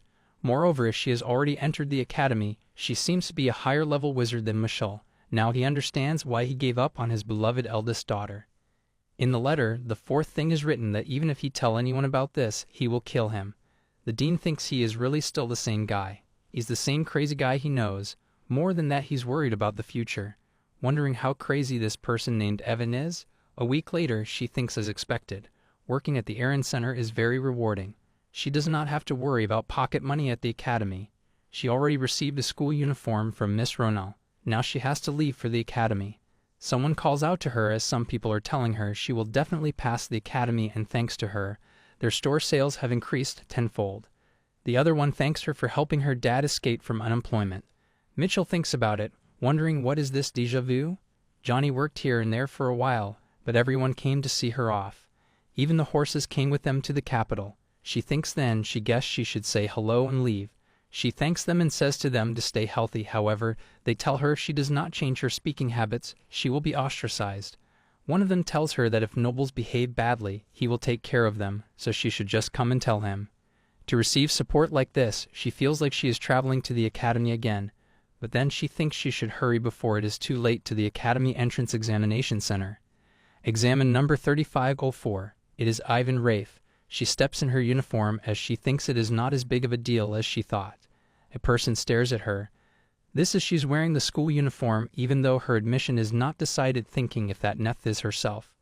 He tells her that to show off her skills, if she kills the demon beast in front of her to the best of her ability, she will pass the test. She responds that she does not kill animals. It is pitiful. The dean notices her as he thinks they say she is vicious, but it is a little different from what the Duke said. He knows this child has a heart that knows how to feel sorry for others. She really has a kind heart. Mitchell looks at them and mentions instead she'll kill them. The examiner. That should be enough to prove her skills. The dean finds her absolutely insane. Knowing that this girl with her Nephthys bloodline is brimming with confidence, she uses the skill throwing eyes with before they become scared, asking if she was serious. They make a barrier to stop her. They ask her to stop, otherwise they will kick her out of the exam room right away. Tells her to stop, but she does not before they say she has been passed. They tell her there's still about a month left until the entrance ceremony, so in the meantime before she turns around and runs away, stating that she has to go to the dorm and grab lunch first. The examiners are done for before they call out for the next student. The student looks around asking if there was an ice wizard among the enrolled students, questioning who is that ice wizard, and asks that they should please introduce her to that ice wizard right away. The next student asks the name of the ice wizard who just left. The dean knows the girl's lineage is renowned for producing fire wizards generation after generation. She is the daughter of Count Letham, part of the Flame Counts, and he wonders if it is true that they are scouting for a wizard with equal skill but the opposite element. The dean tells her that the personal information of academy students is secure and cannot be shared with outsiders. Like a friend with a solution for every excuse, she hurriedly asks them to pass her then. The examiners explain the procedure to pass the exams, but she cheerfully exclaims, "Magic time," and questions if she should simply blast ice wherever there is ice. The examiners scream at her to stop, calling for the dean, but the dean, visibly exhausted, remains seated, watching the chaos unfold. Meanwhile, one of the examiners, whose clothes have caught fire, pleads desperately for her life. The dean finally warns everyone to prepare themselves as things are about to get wild. At Kroll Academy's cafeteria, Mitchell savors her meal. It's been forever since she has indulged in food this delicious, and it suits her taste so perfectly that she feels joining the academy was a great decision. Full from her meal, Mitchell begins to ponder the rumor that the academy is scouting for a wizard with equal skill but the opposite element. She soon walks to room 203, which is supposed to be her home for the next 4 years. On top of that, it's a single room.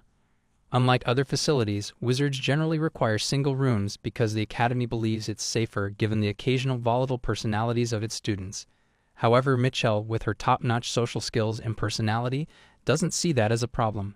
Still, the idea of a single room is absolutely welcome. The room is bigger than she imagined. Upon entering further, she notices a girl resting on the bed.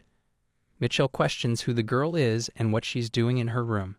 The girl introduces herself as Raina Lethem, further explaining that the room is hers too. Mitchell freezes. Raina Lethem, one of the main characters in the original work. A phrase always comes to mind when describing Raina in the original, a quietly burning flame. Although cynical on the outside, it perfectly reflects her inner explosive passion.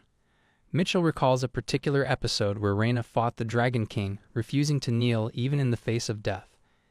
It was breathtaking when Raina burned through her vitality and unleashed her magic. However, Mitchell can't reconcile that image with the grumpy girl winking at her now. Mitchell demands her to stop lying and calls her a fake Raina. She shouts for the dormitory director, claiming an impersonator has broken into her room. Raina tries to calm her down and insists she's not pretending. She pleads with Mitchell to listen, promising she'll be fascinated. Reluctantly, Mitchell encourages her to speak up. Raina explains that Mitchell is a freeze wizard and she is a fire wizard. Confused, Mitchell listens as Raina adds, "What happens when ice and fire combine?" Mitchell points out its bad compatibility, to which Raina agrees, calling it a dog treat. She elaborates, explaining that in industry terms, their elements are referred to as hate. Mitchell wonders to herself, what kind of industry is that? Raina, reaching for Mitchell's hand, suggests that they could be great haters together and proposes becoming Academy celebrities by pretending to be on bad terms. Mitchell yanks her hand away, suggesting they just have a fight instead. Raina clarifies that's not what she meant. She explains her plan to fake a rivalry, claiming other students would love the drama of their bickering. Later, if they ever have to kill or sate each other, the moment would be epic because they'd be the only ones to trust each other. Mitchell, confused, asks what they would gain by upsetting everyone. Raina simply replies it would make her feel better.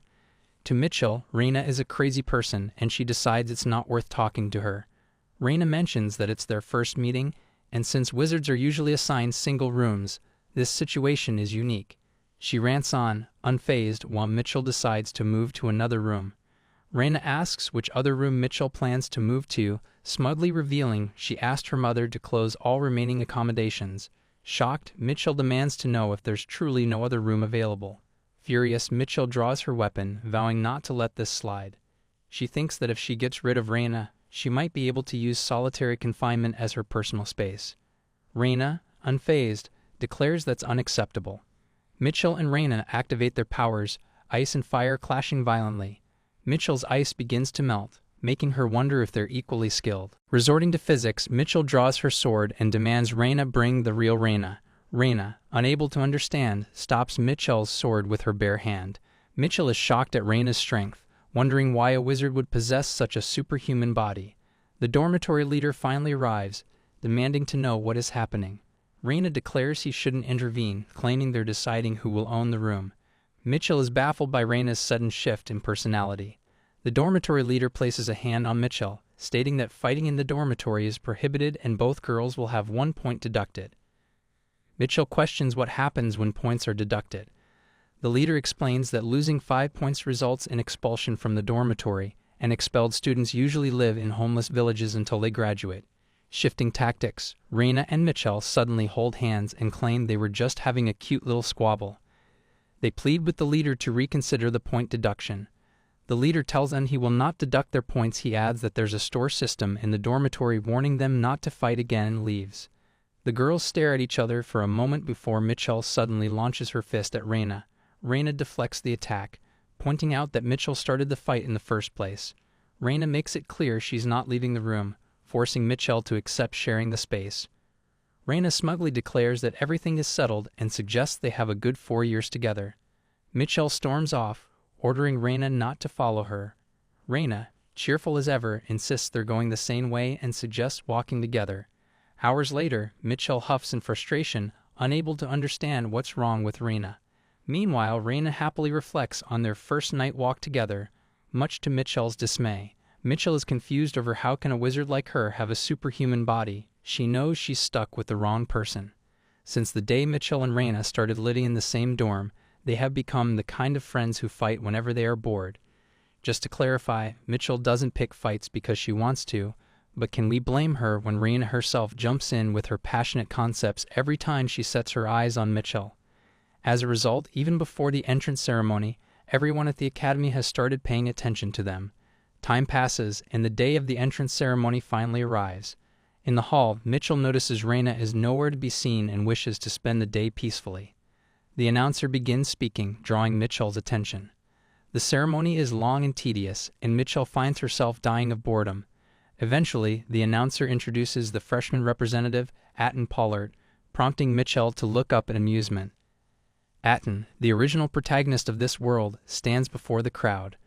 A genius who enrolled in the academic department as the top student despite his exceptional magical skills, he is destined to become the companion of the female protagonist, the third princess of the Empire. The princess herself gave him the nickname Companion Bird because of the harmony between his brown hair and green eyes. Seeing him in person, Mitchell has to admit that his coloration really does resemble that of a companion bird. It is during this very ceremony that the princess takes a liking to Atten. Sudden thought strikes Mitchell. She has been so distracted by Reina lately that she completely forgot something important. Snapping her fingers, she summons a status window. A screen appears before her, showing that the abnormal status effect has disappeared from both sides. She is furious. The system should have sent a notification about this in a timely manner instead of bombarding her with useless expiration alerts. Mitchell wonders about the ominous timing of the notification. It's only now that the expiration has been removed. Could it be, suddenly, a pop-up appears. It declares that the dawn has been changed for the top seat of the midterm exam in the first semester of the School of Magic. If the seat is missed, death will occur. Mitchell is even more infuriated. What do they mean by the top seat? It clearly refers to being the top student in the department, not an actual stone seat. Worse, it's referring to Atten Pollard, the companion bird. The system window is maddening. While previous expiration statuses like escaping from death row or getting into the academy were somewhat manageable, this time the task is to become the top student in the department. And to emphasize her despair, there's even a written exam. Mitchell is a self-proclaimed blockhead, making this mission feel absolutely impossible. Finally, the ceremony concludes. Just when Mitchell thinks she's free from the expiration status, her new predicament looms over her. Muttering to herself in frustration, she wonders if this is how she's going to die. Reina appears behind her, greeting her with a playful kick. What a way to say hello! Mitchell falls to the ground, and Reina mocks her, calling her a disappointment before walking away. But as soon as Reina steps away, she turns back, worried, and asks Mitchell if she's okay, or if she needs to go to the infirmary. Mitchell, lying on the ground, grumbles, wondering why Reina bothers with the act if she's just going to get worried afterward. Reina pulls her back up, concerned about Mitchell's condition, and starts fussing over her.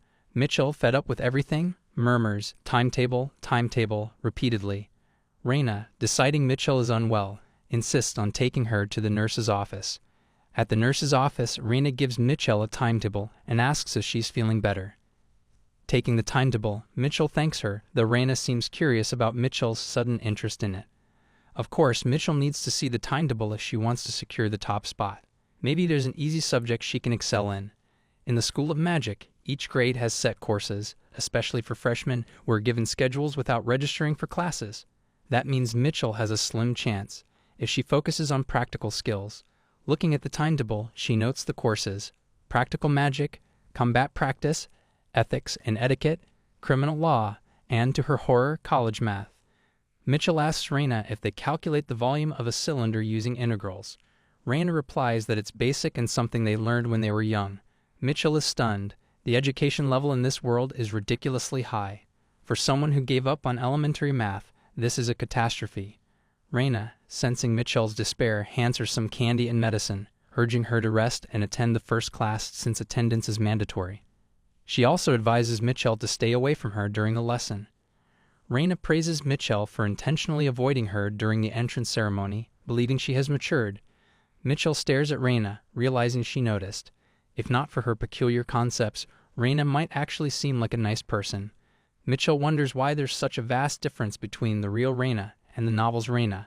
Could it be because of her? Shaking off the thought, she decides it's impossible and heads to her first class. In class, Mitchell contemplates her chances. Even though she's a blockhead, if she studies like crazy, there might be hope.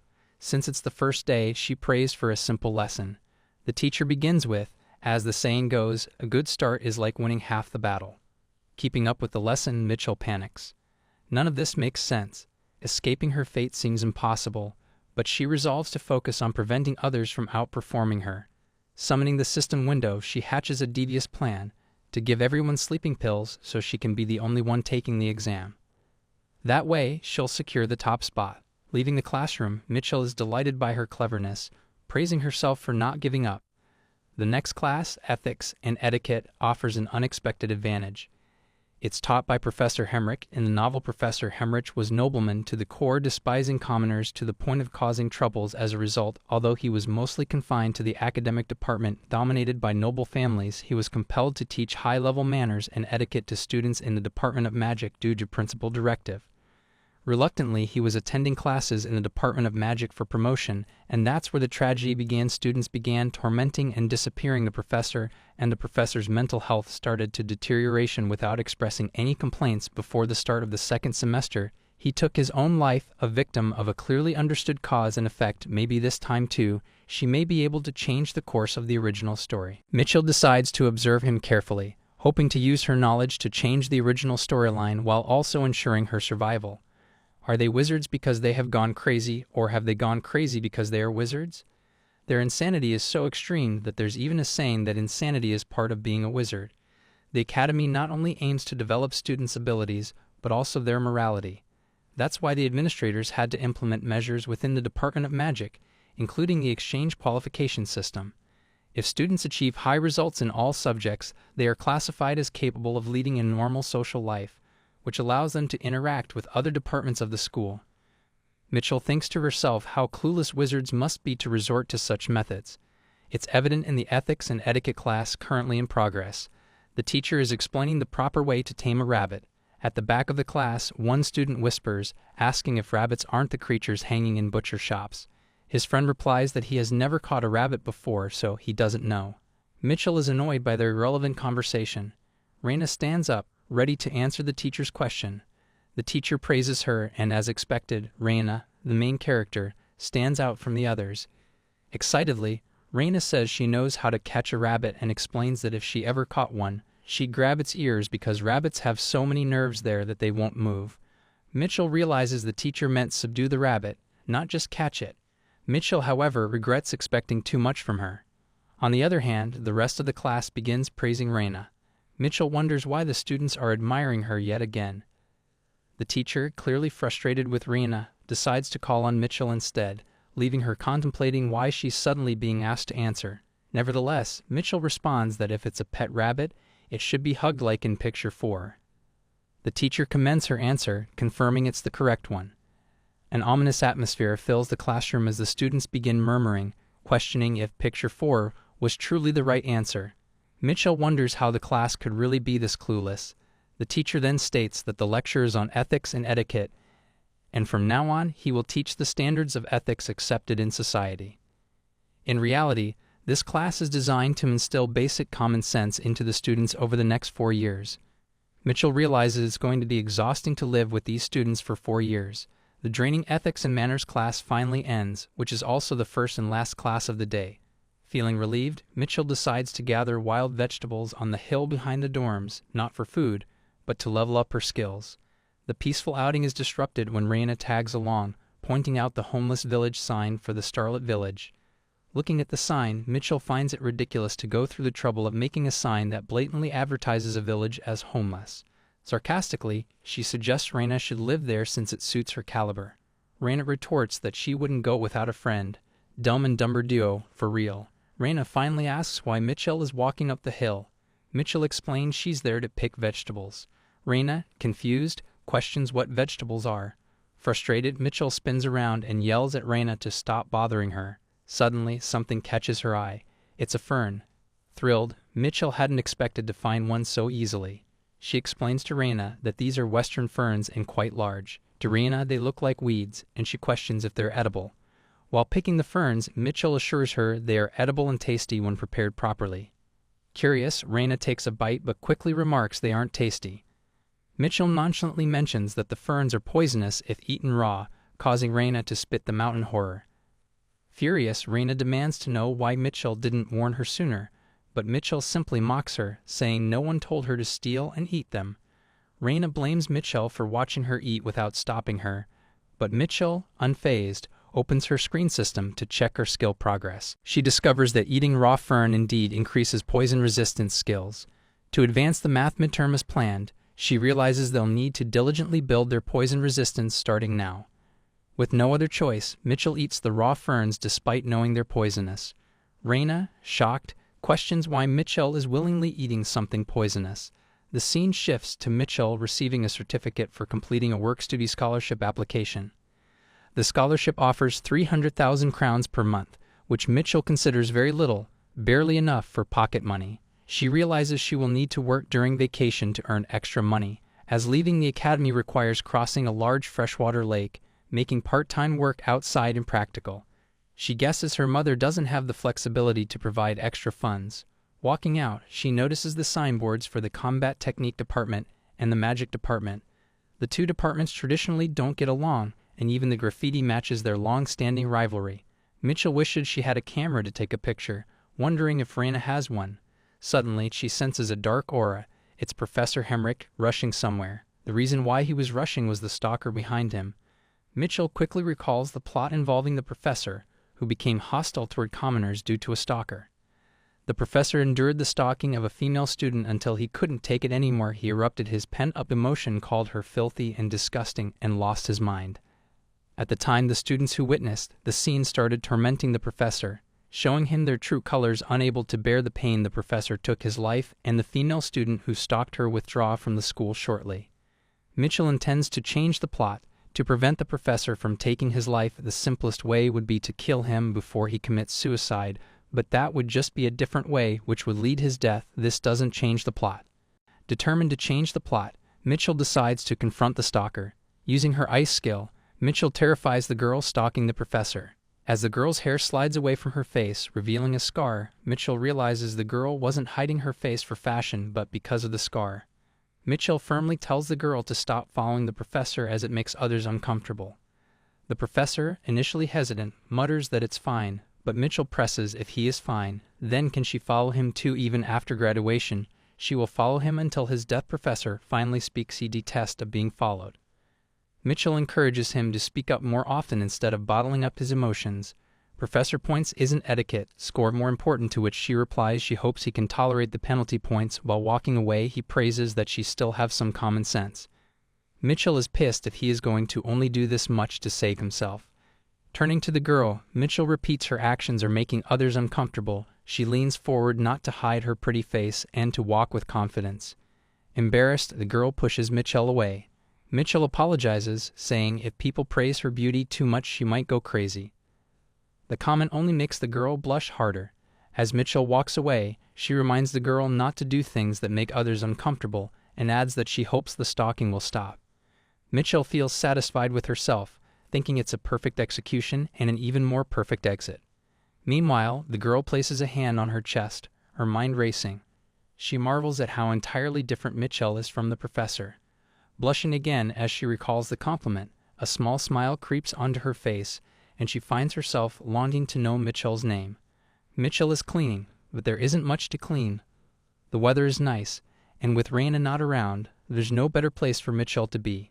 To understand how she manages to ditch Reina, who sticks to Mitchell like gum, one must go back to the story of Mitchell's first real combat class. Real combat class is a time set aside for assessing and training individual abilities in preparation for actual combat. Everyone brings whatever skills they have, but the class often descends into chaos when the professor announces that he will be selecting a class representative during the first lesson. The attack magicians, including Reina, go wild. Eventually, the first class is abruptly halted. The teacher shouts at the 3 students who attack and imposes disciplinary action. They are prohibited from leaving the dormitory except during class hours. That's how Mitchell gains some peace without lifting a finger. Not only that, but her calm demeanor during the chaos catches her teacher's eye. The teacher approaches her, stating that she is the only one who remains composed. He says there is no one else but her who can handle the responsibility and offers her the position of class representative. Unfazed, Mitchell replies that if she is to kill the rest of the class, then she will consider taking on the role of first class representative. But Mitchell doesn't like the idea, nor does she want the position, even if it means death. She despises the very thought of being the class representative. Frustrated, the teacher walks away, calling her a hopeless magician. Mitchell finds the situation amusing. Why is he acting this way when she declines politely later? To earn some pocket money, Mitchell faces another crisis when she applies for a work scholarship. The head questions whether she, as a magician, can handle the paperwork tasks. Mitchell admits that she might be a blockhead who can't even calculate the volume of a cylinder through integration. But she promises to do her best if given the chance. The teacher, overhearing, whispers that paperwork can be tough and wonders just how much of a blockhead she is. Despite the drag-out situation, Mitchell manages to secure the position.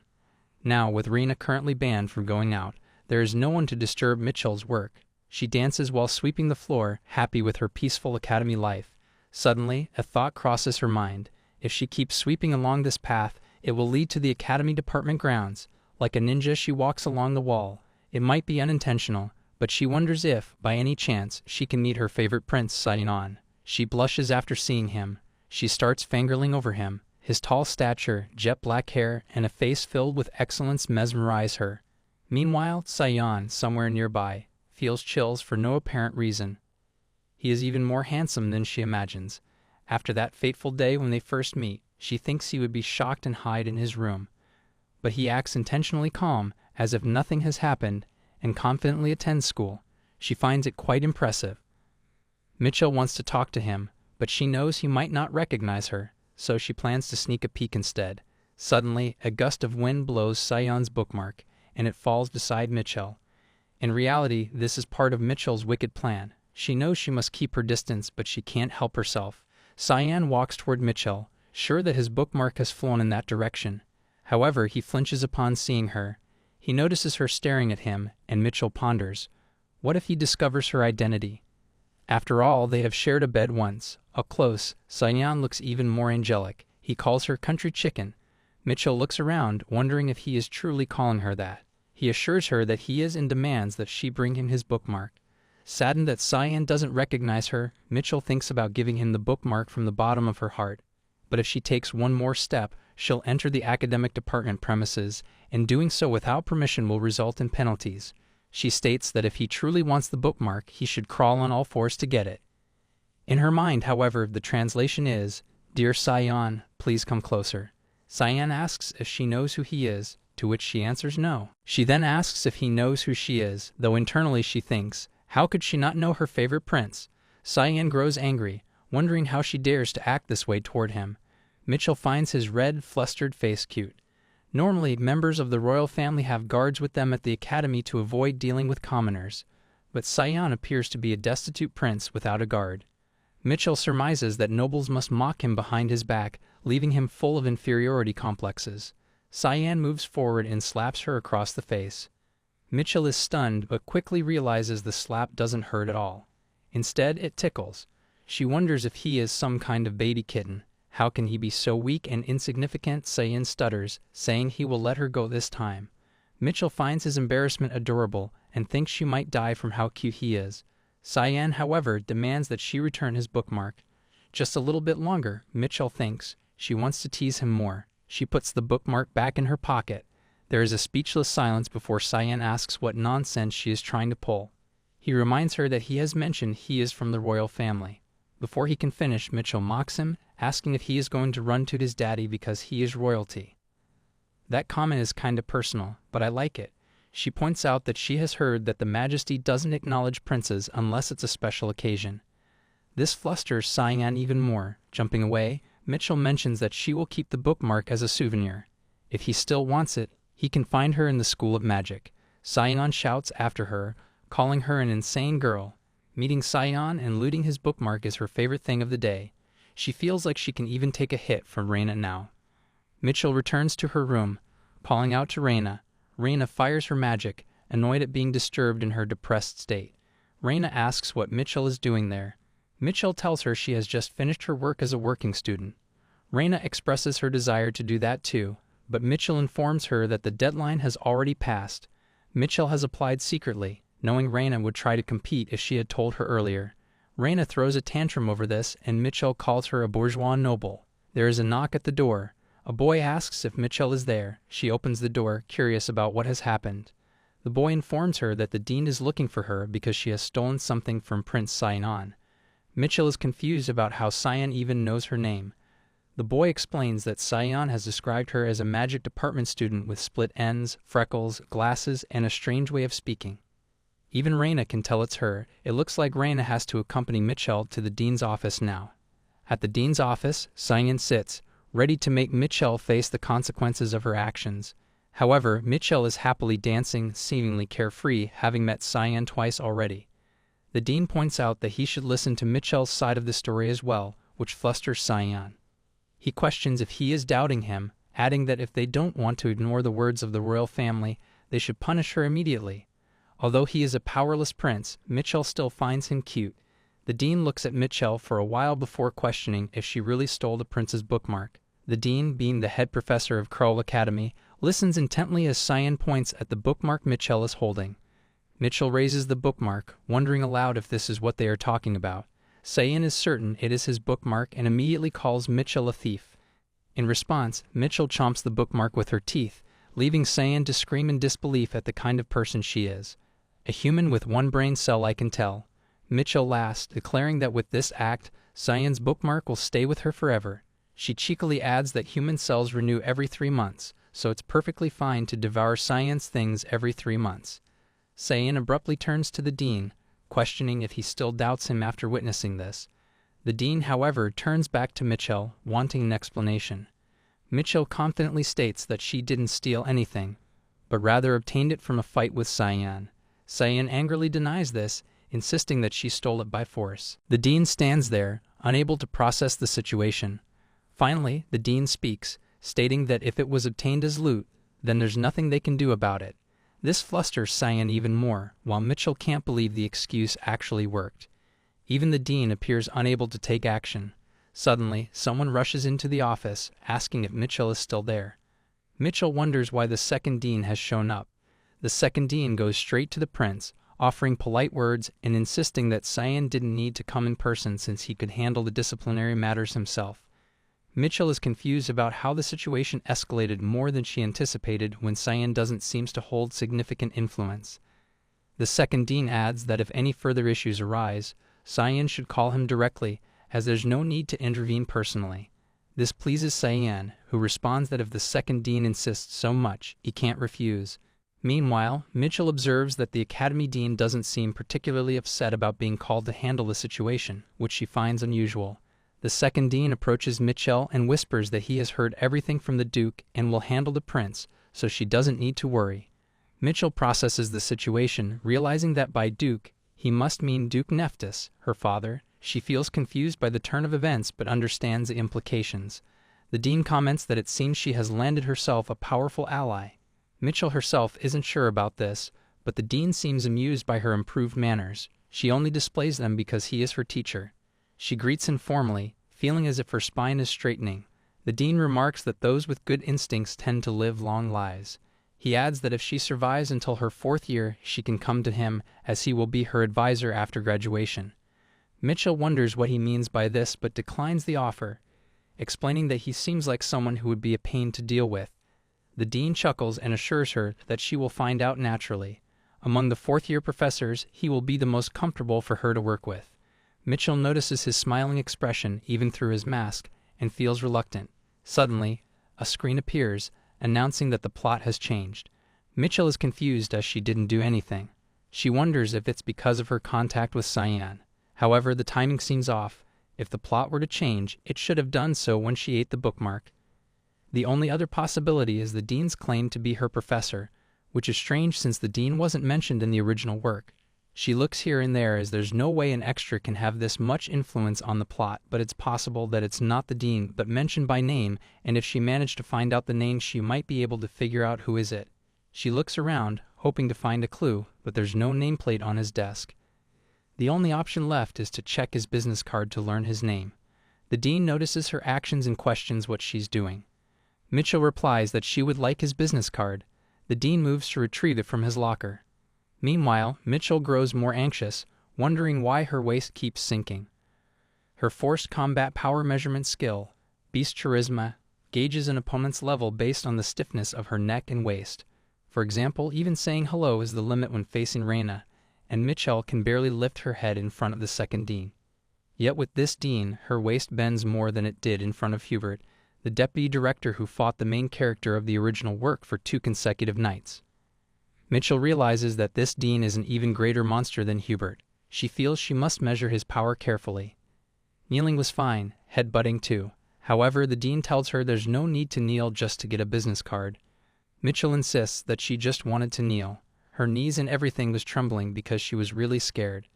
The dean finds her behavior strange but finally hands over his business card. Mitchell quickly takes it and leaves the office. The dean watches her go, calling her a peculiar student. Outside, Mitchell runs to hide behind a wall, shivering from the entire experience. She pulls out the card, eager to see the dean's name, only to find the words "Common Professor." Mitchell bursts into laughter at how absurdly generic the name is, concluding that it must be a pseudonym. Realizing the business card was meaningless, she slumps to the ground, comforting herself by pleading internally for the professor not to misunderstand her intentions. She prays the professor doesn't get any dreadful ideas. Mitchell comforts herself with the thought that in life, there might exist a professor named simply Professor, as she also lives with 2 biochips implanted in her body. Although unsettling, this isn't important to her right now. Her focus is on becoming the top student in her class, as it is the only way to escape the time limit she is under. To achieve this, she has been diligently working on her toxin immunity, though she cannot determine exactly what level 5 entails. She ponders where she might find something stronger than Ferns and Wonders if she should visit the academy department and test whatever poison she comes across. Her eyes catch sight of the little shiny stalker she noticed earlier. It seems the girl has given up on her vision-blocking hairstyle.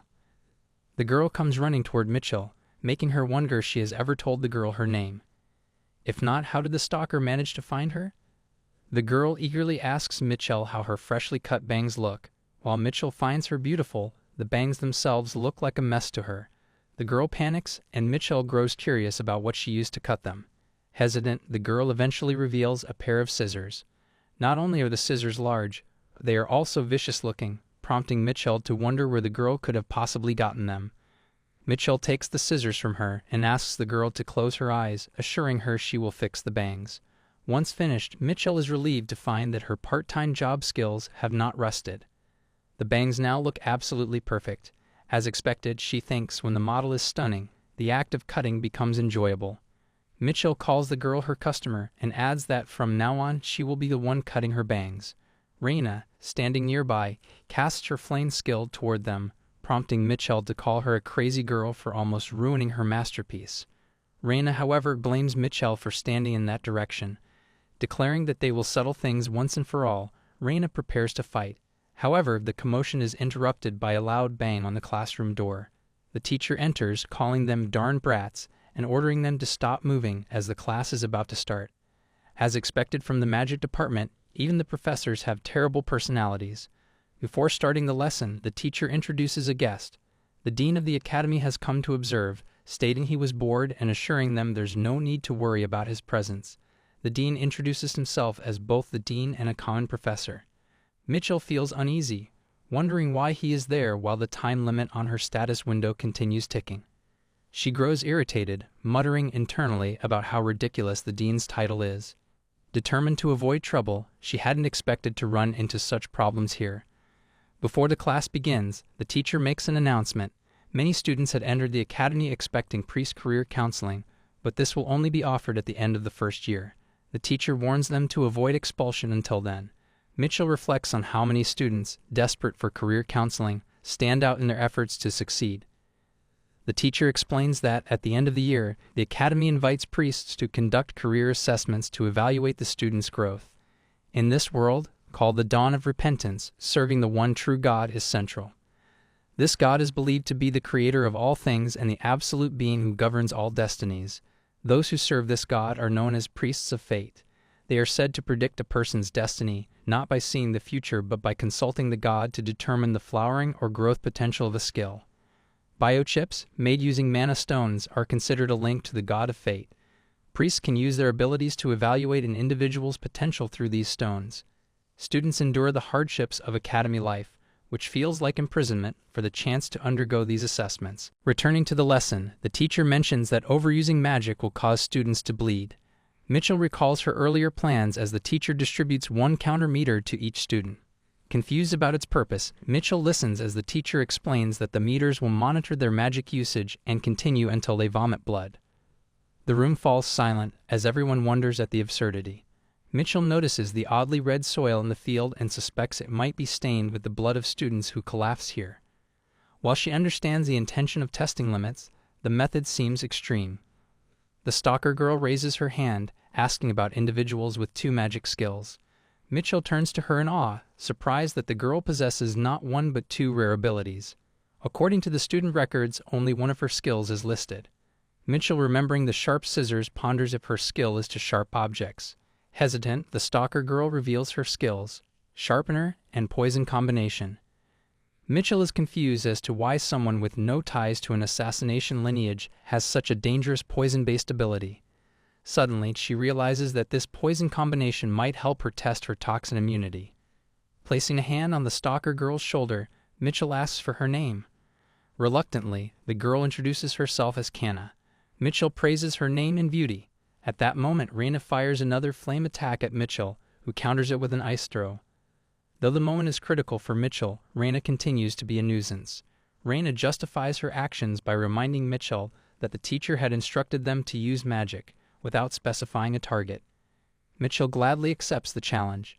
Mitchell then decides to end it all today for the better. They begin dueling, exchanging magic attacks. After a heated battle, Mitchell emerges victorious.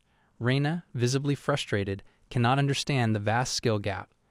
The reason was that Reina started with just fanning the flames. It's absurd as it can't beat Mitchell in a volume of shadow because she was using tricks. Mitchell mocks Reina, advising her to better analyze her opponent next time. Mitchell was able to win the battle because she was drawing water from Nephthys' heirloom. The dean interrupts and orders Mitchell to take out the heirloom she used. Silence falls as Mitchell grows frustrated, wondering how the dean could have known about the heirloom. Mitchell is amused, wondering if there's truly a power strong enough to detect this magic, or if it's simply an ability to sense the heirloom's power, or perhaps just a trick. Despite his inner doubts, Mitchell maintains a polite attitude and questions how the dean found out. He begins to speak, but then stops and states that it must be due to the dean's magic emotion skill. Mitchell, visibly irritated, he adds that practicing is essential to knowing one's limits, and that tricks won't help anyone grow. The dean's words are mostly correct. Furthermore, there's no guarantee the heirloom's power will last forever. However, as Mitchell has already used a significant amount of power, she wonders if it will work. She attempts to cast her skill, but ends up coughing blood. Seeing this, the dean knows she needs to be assessed separately. Mitchell anticipates this outcome, but is still annoyed, as other kids refine after using their magic. Why was she the only one to collapse? Suddenly, someone is seen rushing toward the infirmary. It's Cana, who is going to visit Mitchell. For the first time in her life, Mitchell called her a friend. Cana was supposed to visit with some fruits Mitchell likes, but unwelcome guests are intervening. Reina, one of the guests, tells Cana that Mitchell wouldn't like it if Cana came along, adding that Mitchell wouldn't want to see her gloomy face while suffering in pain. Cana counters by saying Mitchell doesn't like noisy things either. This annoys Reina, who retorts by asking what Cana even knows about Mitchell.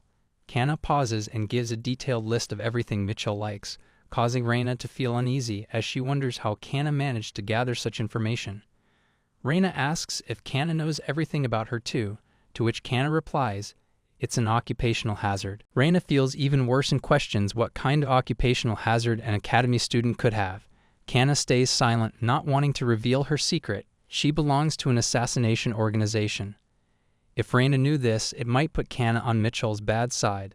While Cana knows Mitchell is not someone who judges others based on their past, she still doesn't want to risk getting caught. Mitchell has done so much for her without expecting anything in return, even calling her a friend. Cana recalls her father once telling her that no one would like her if she were ugly. If someone did like her, he had said, they must be a good person and should be made either a friend or a spouse. Back then, Cana had sought kindness from Professor Hemorrhage, who treated her well for the first time. She used to follow people around, trying to make them fall for her. But after meeting Mitchell, she realized that the kindness Hemorrhage showed was superficial, something anyone could offer. Mitchell, on the other hand, gave her genuine advice, telling her not to do things others disliked. Mitchell even complimented her, calling her pretty despite her disgraceful reputation in the family. Although it hasn't been a month since they met, Mitchell means the world to Cana. She shifted her target to Mitchell, and so far everything has gone according to plan.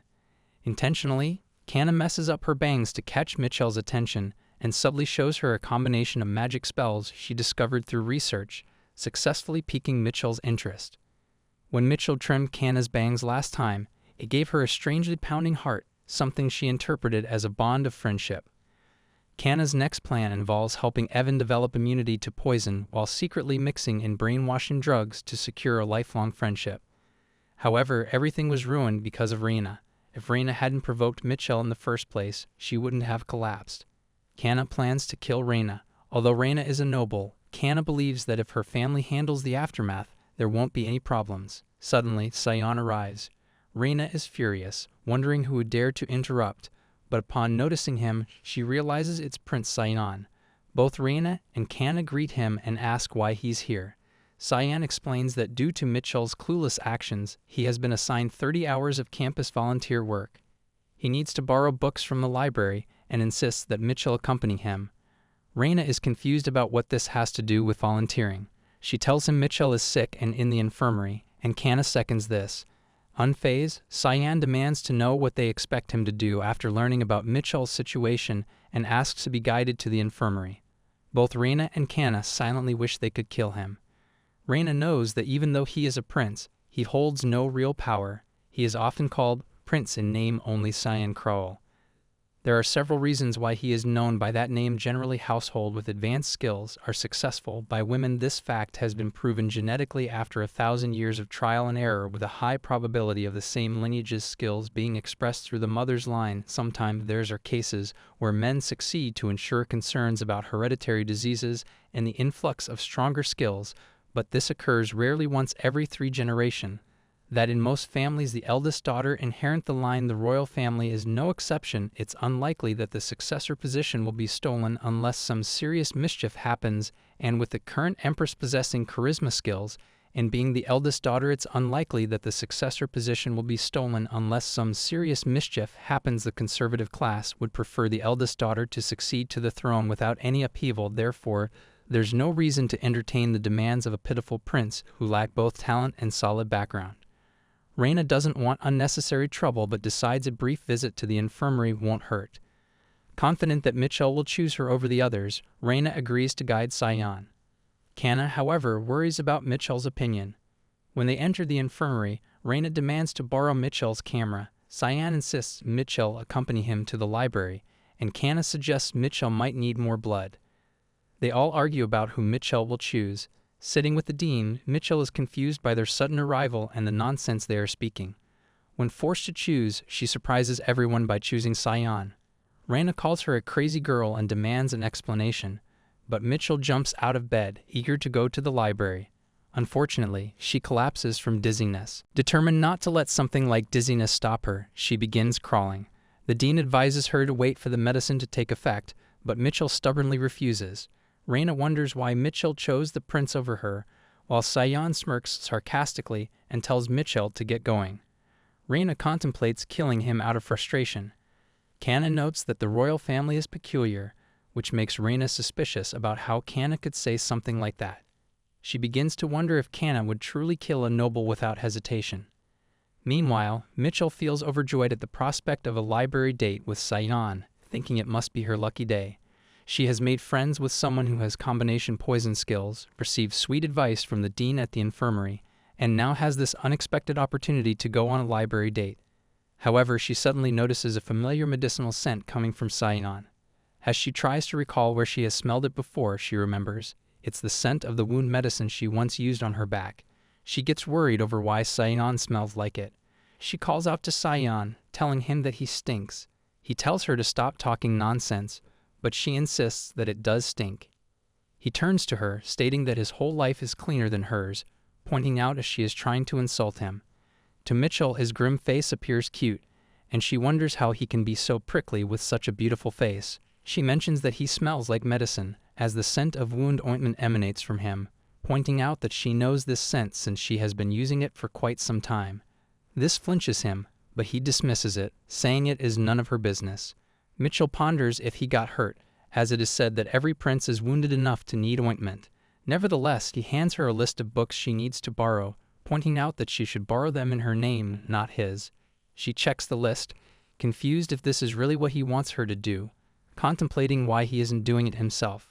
Gripping the situation, she understands that Sion wants to borrow books that are all in the field of criminal law and political science. If he gets caught borrowing such books, it could be revealed that he has not received proper education as a member of the imperial family, which might turn him into a laughingstock. That is why he doesn't want to do it himself. Since the imperial family doesn't teach governance studies to Sion, it seems he wants to study them on his own. It's like the great Sion making futile efforts to climb a tree he cannot climb. Sion questions what she is looking at, wanting to know when she will leave to fetch the books. Pointing at the list, she mentions that a new edition of the General Theory of Criminal Law has been released. She knows this because she was forced to study it at magic school.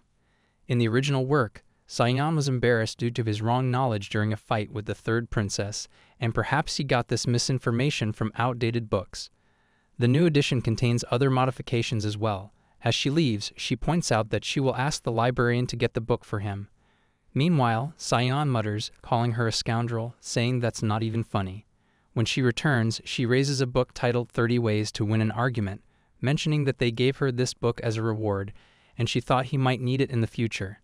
Sion is visibly furious over her mocking him. Mitchell, however, grows concerned about whether he can carry all these books at once since they are quite heavy. This angers Sion further as he questions how she views him. She retorts, asking what he means, pointing out that he is weak and incompetent, despite having the pride and demeanor of an elder. His abilities, she notes, do not align with his pride, leaving him filled with feelings of self-destruction and inferiority. Mitchell criticizes him so effectively that he is consumed with rage. He grabs one of the books, threatening to punish her for insulting the royal family. Mitchell mocks him further, suggesting he doesn't even have the strength to do so and pointing out how pathetic he looks. A while later, Sion is out of breath. Mitchell recommends that he should run to increase his lung capacity. Sion calls her an insolent woman. As she takes her leave, she remarks that if he feels embarrassed about training in the academic department, he can feel free to visit the magic department. From behind, he shouts that he won't come there.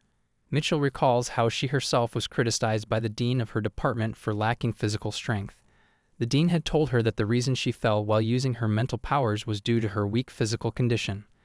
Mitchell had no choice but to increase her physical strength and consume more calories. The dean had compared her condition to trying to run a windmill with a fan. He had warned her that there were only 2 windows of opportunity to fix this condition and gain several key skills. Determined, Mitchell decides to work on her poison resistance and gain weight first. The scene shifts to the cafeteria, where Mitchell takes a lot of fatty food. She feels nauseated trying to eat so much, but she pushes through, knowing it is necessary to build endurance. Meanwhile, Cana catches her and approaches. Mitchell questions if something has happened. Cana tells her that there is no one in her room tonight. Of course there wouldn't be when she is living in a single-person room.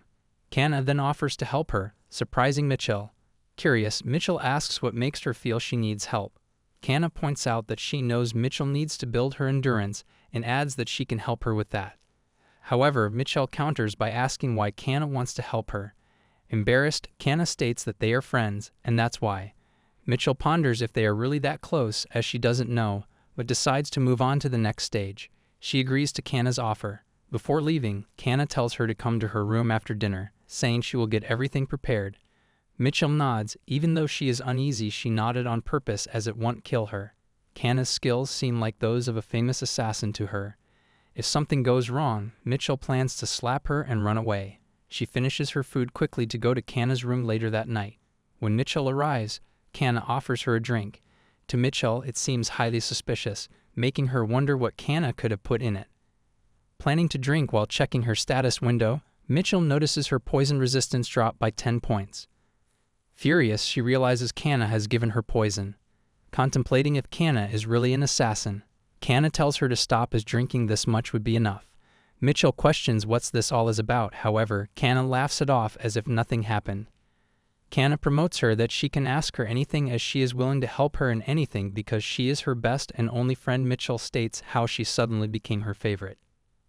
Cana presents a necklace and a cup with a candle, insisting her not to hesitate as they are best friends, making Mitchell even more annoyed by her constant use of best friend.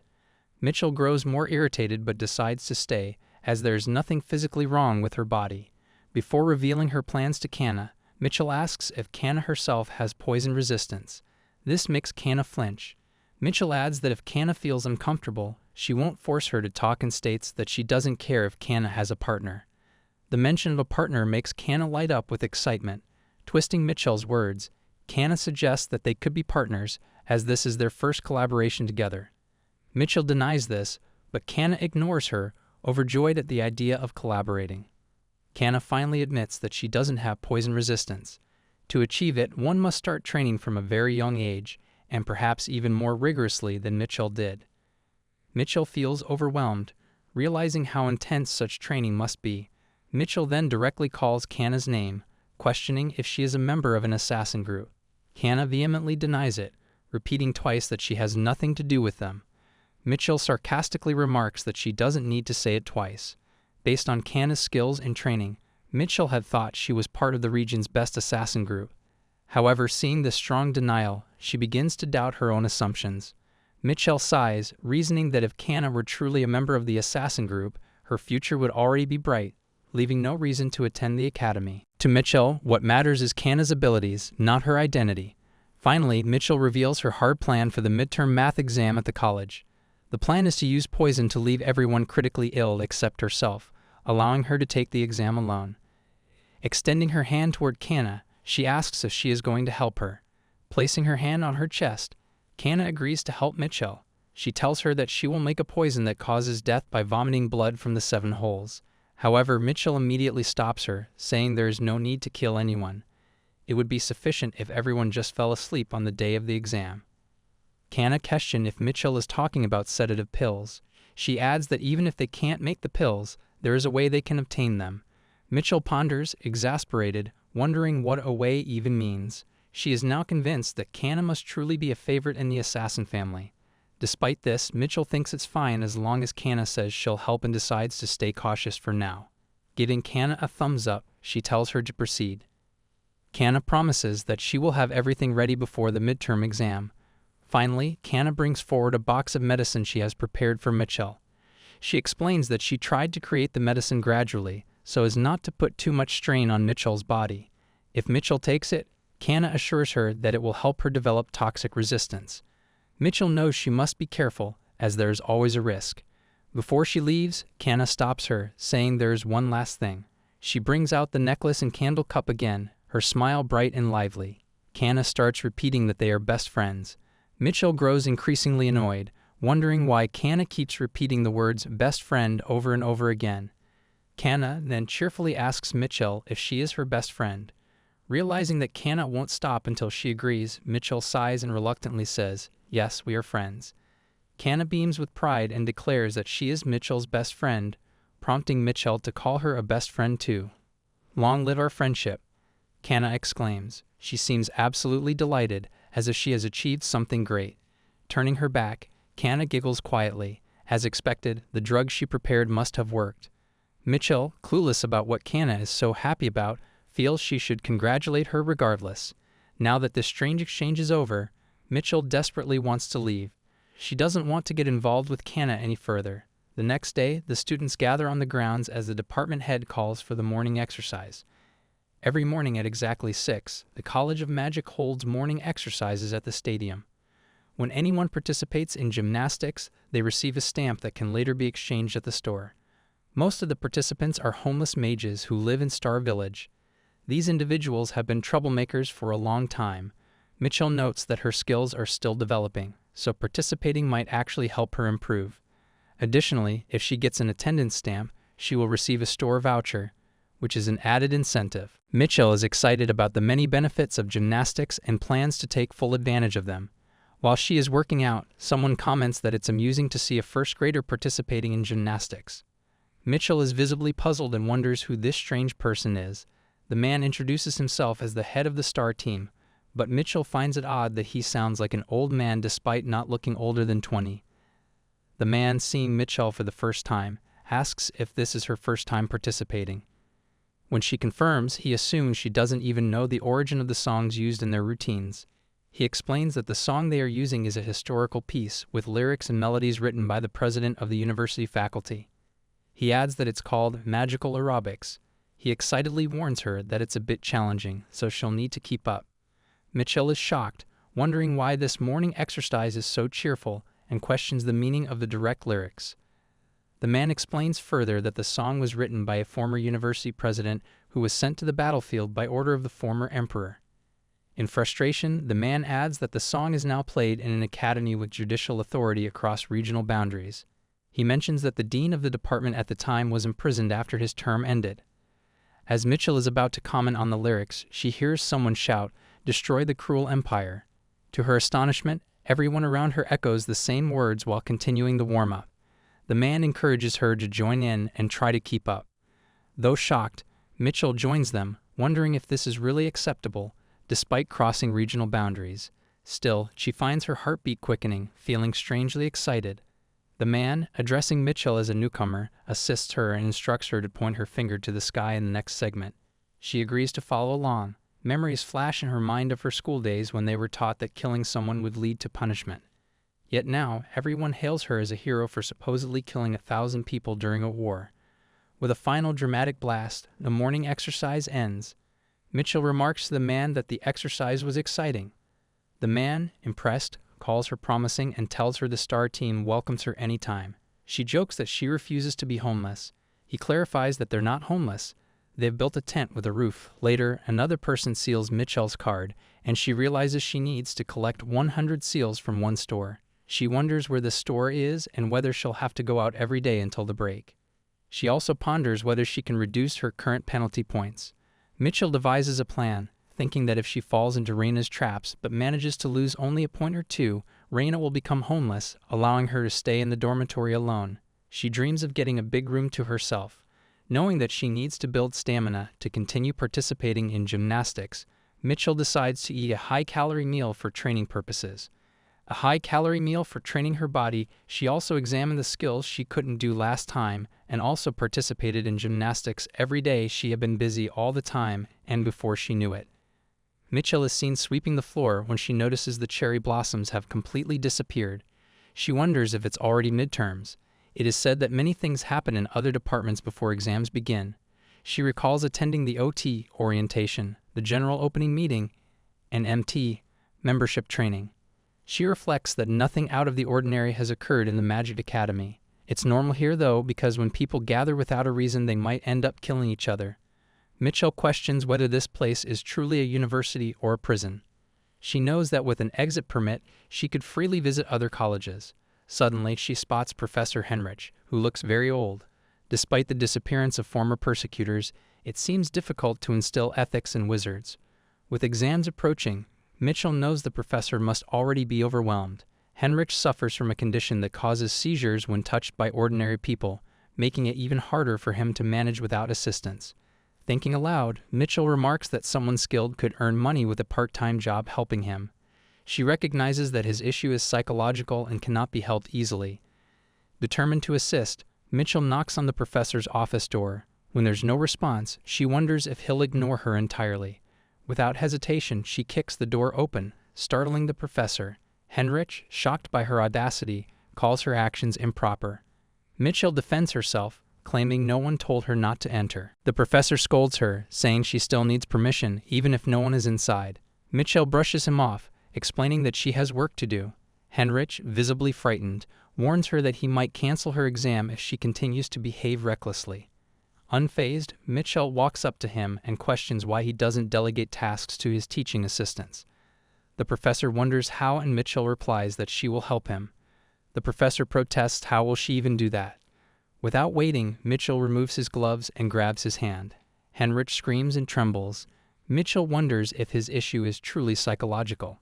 She reasons that since he struggles to interact with ordinary people because of his condition, she, being different, shouldn't pose a problem. Though she acknowledges that her actions were reckless, Mitchell had intended to help. Now the situation has only grown more chaotic. Mitchell can't believe the professor is acting like this just because she held his hand. She wonders if this is acceptable behavior from an ethics teacher. The professor, on the other hand, is visibly confused and questions what is happening. Mitchell is equally puzzled as to what he means by that. The professor then asks why nothing is happening to him even after holding hands with her. Mitchell ponders if he is avoiding commoners due to some skill issue. In many ways, she thinks that's fortunate. The professor calls out Mitchell's surname Rafe and points out that he isn't familiar with any noble person by that name. He questions if she is an illegitimate child of some noble family. Mitchell, however, believes he doesn't need to know. The professor insists, stating that if she tells him the truth, he will treat her accordingly. But Mitchell remains indifferent, satisfied with the treatment she's already getting. Finally, Mitchell proposes working as his assistant, adding that the hourly wage of 30,000 crowns isn't a bad deal for him either. Mitchell reflects that this is the least she can expect from a person like him. If she performs well, she might even get a chance to sneak a look at the exam questions. However, the professor bluntly dismisses her hopes, stating that he will never entrust her with the question papers. Even so, Mitchell accepts the position and becomes busier than ever. With her morning exercises, campus work, classes, errands to the science lab, assistant duties, and preparation with Cana, she can't even remember the last time she rested in her dorm. As Mitchell is walking to Rena's class, she wonders what Rena wants. Rena, looking worried, asks why Mitchell has been acting so indifferent toward her lately. These words give Mitchell chills, finding them creepy and unpleasant. She thinks she would prefer Rena to curse at her rather than speak like this. Rena, saddened, points out that Mitchell hasn't been spending time with her, asking if she is taking the concept of obsession too seriously. But Mitchell insists she has never had such a concept. As Mitchell tries to leave, Rena suddenly jumps on her, clinging to her and crying, begging to be taken along. Mitchell pushes Rena away, telling her she's taking this obsession thing too far. Rena insists she will cover her face so no one will know it's her, but Mitchell counters that everyone will recognize the tall, red-haired girl clinging to her. Rena, the heiress of Lethem, retorts by asking why her house is so famous. Mitchell sighs and replies that Rena isn't famous because of her lineage, but because of her personality. She then wonders how Rena ended up like this. Mitchell tells Rena she's going to her part-time job and that Rena can do whatever she wants. Rena, undeterred, decides to tag along. Walking down the corridor, other students pity Mitchell for dealing with so much. Mitchell snaps back, stating that it has always been like this. Everyone around her greets her, laughing at how funny it looks. Rena comments on Mitchell's sociable and cool personality, but Mitchell corrects her, saying she isn't cool or intelligent. Rena refuses to believe her, arguing that her blue eyes, blue hair, and ice magic give her an undeniably cool aura. Mitchell insists otherwise. Rena jokes that Mitchell is lying because someone cool and intelligent like her wouldn't push Rena away. Mitchell, fed up with Rena's earlier corny remarks, decides to ignore her and focus on her work. They arrive at the professor's office, where the professor greets Mitchell but is shocked to see Rena with her. Mitchell internally notes she was right. The professor recognizes Rena even with her face covered. Mitchell explains that she brought Rena along because he told them not to wander alone. Though confused by her reasoning, the professor thanks Mitchell for her hard work. He then hands Mitchell some papers and instructs her to make 7 copies for his class. Mitchell wonders why 7 when there are 8 second-year students. The professor, with a straight face, informs her that one of them died yesterday during practice. This revelation shocks both Rena and Mitchell. Mitchell, however, maintains a straight face, reflecting on the absurdity of the magic department. She realizes the department is crazy and vows complete her 4 years soon to graduate as quickly as possible. She takes the papers to make copies. Reina jumps down and raises an objection. She argues that having Mitchell help him compromises the fairness of the exams. She points out the lecture material on his desk and suggests Mitchell might memorize it for the exams. The professor calmly replies that Mitchell isn't smart enough to do so. Mitchell seconds this, questioning why Reina is so angry over it. Reina stubbornly insists that Mitchell, her cool and intelligent girl, can't possibly lack intelligence. The professor refutes her again, questioning why he would lie about such a thing. Mitchell agrees, admitting she's a blockhead who can't even measure the volume of a cylinder using integration. Reina, confused, asks Mitchell if she's ever done such a thing. Mitchell counters by asking Reina if she even knows how to solve a cylinder problem with integration. Reina panics, wondering if that question was supposed to involve integration. The professor mocks Reina's intelligence, making her scream in frustration. Mitchell feels slightly guilty, as it seems both of them are at fault. Deciding to focus on her work, Mitchell completes the professor's errands. Her next task involves borrowing books for Sion. Looking at the list, she finds it amusing and notes that Sion's dreams are unrealistic. She recalls reading similar books in a corner of her room, smiling at the stories, only to cry under her blanket when faced with reality. Mitchell vows to keep Sion's book list a secret. Later, Mitchell and Cana finalize preparations for their upcoming experiment. Cana explains that they'll inject medicine into tomatoes to observe the results. She notes that people often care about small details, such as exact weight differences of 5 grams. Mitchell wonders if anyone actually cares, but Cana assures her that many do.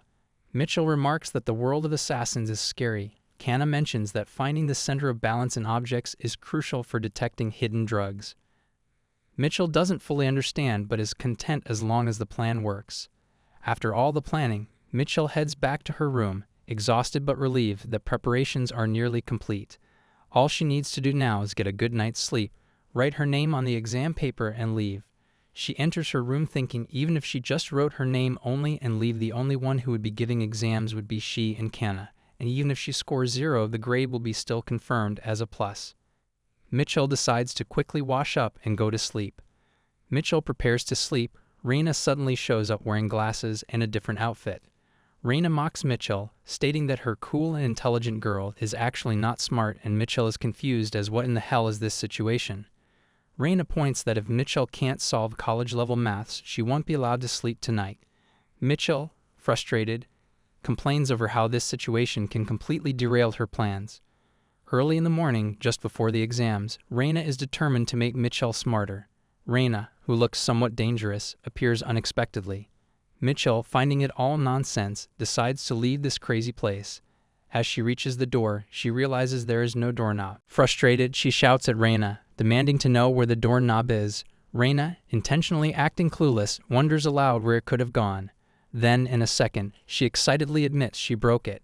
Mitchell curses her, shouting so loudly it echoes throughout the dorm. Mitchell now realizes that all the noise she heard earlier, even during her shower, was Reina removing the doorknob. Mitchell activates her power, planning to break the door, but Reina insists she should think it through. Reina warns that breaking the door would result in both of them receiving penalty points. Even shouting in the dorms at night and calling the dorm supervisor could lead to the same outcome. Mitchell hesitates, realizing Reina has a point. However, Reina also mentions that if they manage to stay quiet until morning, only she will receive penalty points for breaking the doorknob. Mitchell ponders this logic and reluctantly agrees.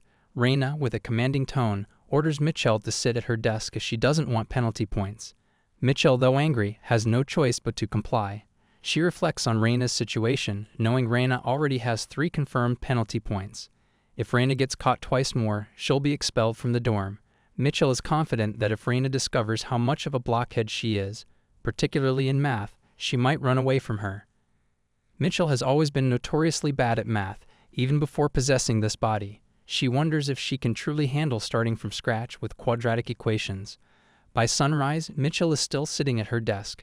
That crazy and cruel Reina has actually managed to make her solve calculus with her own hands. Mitchell is utterly confused. How could this have happened? She looks at her paper in disbelief. Is it possible that, overnight, a blockhead like her managed to grasp vectors, trigonometric functions, and differential calculus? Mitchell begins to think Reina might be a genius teacher, born to instruct.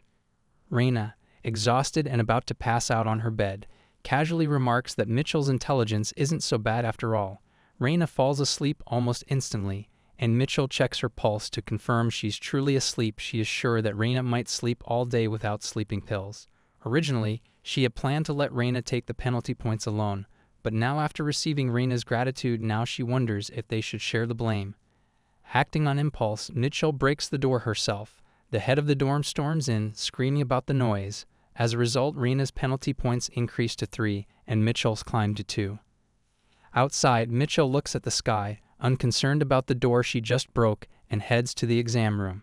Walking through the corridor, she notices that everyone who prepared breakfast is already asleep. Her plan seems to be going smoothly. Mitchell enters the exam room, expecting only Cana to be present. However, she sees a guy there as well. Still, she concludes it's fine. She wonders if he also has a high resistance to poison, considering how awake he seems. Then she remembers that he's a carnivore who won't even touch vegetables. She figures this won't affect his grades anyway, but it feels like a small setback on her side. The examiner enters, confused as to why only 3 people are present. However, he was easily convinced, as he states it looks like magicians are weird by nature and instructs them to write their names and start the exam. Mitchell looks at the question paper utterly amused and starts crying, startling the professor. He's worried about why she's crying, but Mitchell's tears are of relief. The questions are all problems she knows how to solve. She vividly recalls Raina teaching her one function, one integral, one extreme value, one integer, and one particularly challenging problem. All now burning brightly in her mind. Raina showed her this problem. She also warned Mitchell that it's a trap since it's just a matter of hard work. She decides to do it. Mitchell flips through the pages and realizes she's already done with the paper, with 20 minutes still left. It feels like a miracle. Teacher Raina has created a miracle for her. Mitchell finally understands the grace of a good teacher, comparing it to heaven. The scene shifts to Mitchell preparing for another challenge, a practical exam, a battle. She brings her sword forward, declaring that this is entirely separate from the earlier math exam. Raina appears with her own sword, ready to fight, claiming she'll defeat Mitchell and gain the right to eat snacks on her bed. Mitchell counters, stating that if she wins, she'll put up a partition in the room. Raina swings her sword, dismissing the idea of a partition. Her heavy axe swings like a toy, forcing Mitchell to defend herself. Mitchell thinks Raina is a reckless guerrilla, wielding her weapon with no strategy. Normally, with a weapon as heavy as a war hammer, one would aim for openings, but Raina gives Mitchell no such chance. Mitchell decides she'll need a different strategy. She charges head-on, which Raina mocks as reckless. Raina swings her axe toward Mitchell, warning there's no way to dodge. However, Mitchell has a plan. She endures minimal damage and closes the distance. Using a rope, she wraps it around Raina's neck, pulls her closer, and knees her in the stomach. Raina falls to the ground, defeated. The teacher announces Mitchell as the winner, awarding her an A+. Unfazed by the result, Mitchell hits Raina for multiple reasons: for making her drag her around the campus, for making her study math all night, and for the sorrow of losing her comfortable single room. The teacher intervenes, warning Mitchell to stop, as if she hit more than this she will have to face sanctions. Reluctantly, Mitchell lets it go for now. She ranks first in the practical exam, securing high scores in all subjects. Afterward, the teacher tells Mitchell someone has come to visit her, asking her to go to the visiting room. She's confused, and the teacher adds that it's her younger brother waiting in the visiting room. At the academy's visiting hours, Mitchell's brother calls her out, demanding to know what is going on with the strange cotton thread and the dazzling clothes. Mitchell is just as confused as Chirp and asks what he means by all this. Chirp questions if Mitchell had been lying about attending the Magic Academy. Mitchell counters by asking if this isn't the university, but she guesses it's because he is still a first-year student in the School of Magic. The place looks less like a visiting room and more like a prisoner's waiting area. Mitchell then asks why Chirp is there, and he replies that there was a delivery of a living creature. Mitchell wonders what living creature he's talking about. Chirp opens the cage, revealing a lizard. Mitchell ponders where this lizard could have come from. At first glance, it seems to be a venomous snake with distinct stripes on its skin. However, upon closer inspection, Mitchell finds the lace monitor lizard to be very cute. The security personnel shout at Mitchell to stay back, but eventually they hand over the lizard to her. Mitchell finds it even cuter when she sees it up close. Chirp thinks he might know the reason why Mitchell received a mating proposal from the Water King. Mitchell is confused about why a lizard is involved all of a sudden, but Chirp replies that it will be a long story. At the Tower of the Beast King, someone approaches Gret, the Beast King's father, and asks him to stand in the middle for a picture. All three of them, Gret, Hubert, and the other person, stand together for a congratulatory ceremony celebrating the remodeling of the Tower of the Beast King. Looking at the picture, Hubert states that the remodeling work is finally finished and wonders if it took a month. He remarks that although there were many complaints about the smell coming from the lower floors, he's glad the work was completed safely. He tells Gret that there were some areas that received extra focus during the remodeling process. Gret grows curious about these parts. Hubert explains that in the corpse disposal facility, they now dry and age the bodies thoroughly so they can be used as fertilizer for farmland. Gret, amused by this innovation, comments that it's environmentally friendly and that this year's rice harvest will be abundant. Hubert adds that they also cleaned up and reorganized the garbage dump and planted birch trees to give the area a Nordic feel. Gret points out that everyone these days seems to be obsessed with Nordic trends. Gret recalls that he was told everything would be completely remodeled, along with postponed cleaning, but it seems they've made changes here and there. He admits the tower looks much more refined compared to before. Hubert grows excited to leave and suggests going to Mitchell's house to deliver an invitation. Gret, so focused on the remodeling, has lost track of time and can't believe it's been a month. He wonders if a month is considered a long time by human standards. Gret remembers how, back when the Dragon King took a nap, he cried because his close human friend had died. He wonders if this could happen again. Before he can dwell on this thought, Hubert runs to him, claiming there's a big problem. Gret becomes worried, asking if something has happened to Mitchell or if she might have died within the month. Hubert explains that Mitchell has entered the capital's academy and won't return until the vacation. Holding Chirp, who is trembling, Gret comments that for a human to attend school means they have a long time left to live, so it shouldn't be a problem. Hubert insists that it is a problem, explaining that Mitchell has entered Crowell Academy, one of the most prestigious schools on the continent. Hubert prompts his father to think about how many cool people she might meet there. He worries aloud about the possibility of Mitchell getting into a relationship or even getting married. Gret is confused and doesn't understand what Hubert means. Hubert elaborates, stating that Mitchell has eyes and will obviously prefer someone lively. Gret confidently replies that he is lively too. Hubert shouts back that no, the person who is lively is him. Realizing his point, Hubert explains that Mitchell might enjoy spending time with people her age more. Gret thinks it over and concedes that friends of the same age are indeed important. But he reasons that it's okay because she will return during the vacation. Hubert, however, is still concerned, wondering what will happen if she decides to settle down with someone in the capital and never comes back. This thought troubles Gret, who had never considered the possibility of Mitchell not returning. Meanwhile, Mitchell finally speaks up, stating that she's heard Gret wants to marry her. The Beast King Gret replies that Mitchell will not marry him. Chirp chimes in, claiming that Gret himself said he would mate with Mitchell. Gret confidently replies that he does consider mating with Mitchell in the future. Chirp, stunned, calls him a scoundrel. The shock causes Chirp to revert to his human form. He accuses Gret of being ungrateful to his benefactor and asks how he can talk about mating without taking responsibility. Gret, confused, wonders since when not taking responsibility made someone a scoundrel. He is utterly puzzled about what taking responsibility even means. Hubert covers Chirp's face and urges his father to check on Mitchell's situation instead. Gret rises from his chair, stating that they can figure out the responsibility part later. Suddenly, Gret slashes off his own arm. Chirp watches in horror, believing the crazy Beast King has finally lost it. Hubert runs to his father, insisting that cutting off one of his tails would have been enough for surveillance purposes, but Gret insists that the arm is more effective. Hubert grows teary, worried about his father's injury, and thinks that Gret might recreate his arm using the mechanical limbs he developed while making Hubert. As they watch, the severed arm transforms into a lizard. Hubert observes that the lizard is too large for surveillance purposes. Chirp is utterly confused, wondering how Gret can create life like this. Even if he is the Beast King, one of the 4 great demon kings, creating life should be a power reserved for the gods, not an alter ego. However, this lizard is not like an alter ego. It acts independently, with its own consciousness, and seems completely separate from the Beast King. Chirp wonders who on earth Gret truly is. Gret orders Chirp to take the lizard to Mitchell. Chirp questions how he's supposed to carry something so heavy, but Gret provides the cost for a round-trip carriage and living expenses. Both Gret and Hubert bid him farewell. Chirp tells Mitchell the story, but with a version that's slightly different from reality. Mitchell is happy that Gret went to such lengths for her to enter the academy.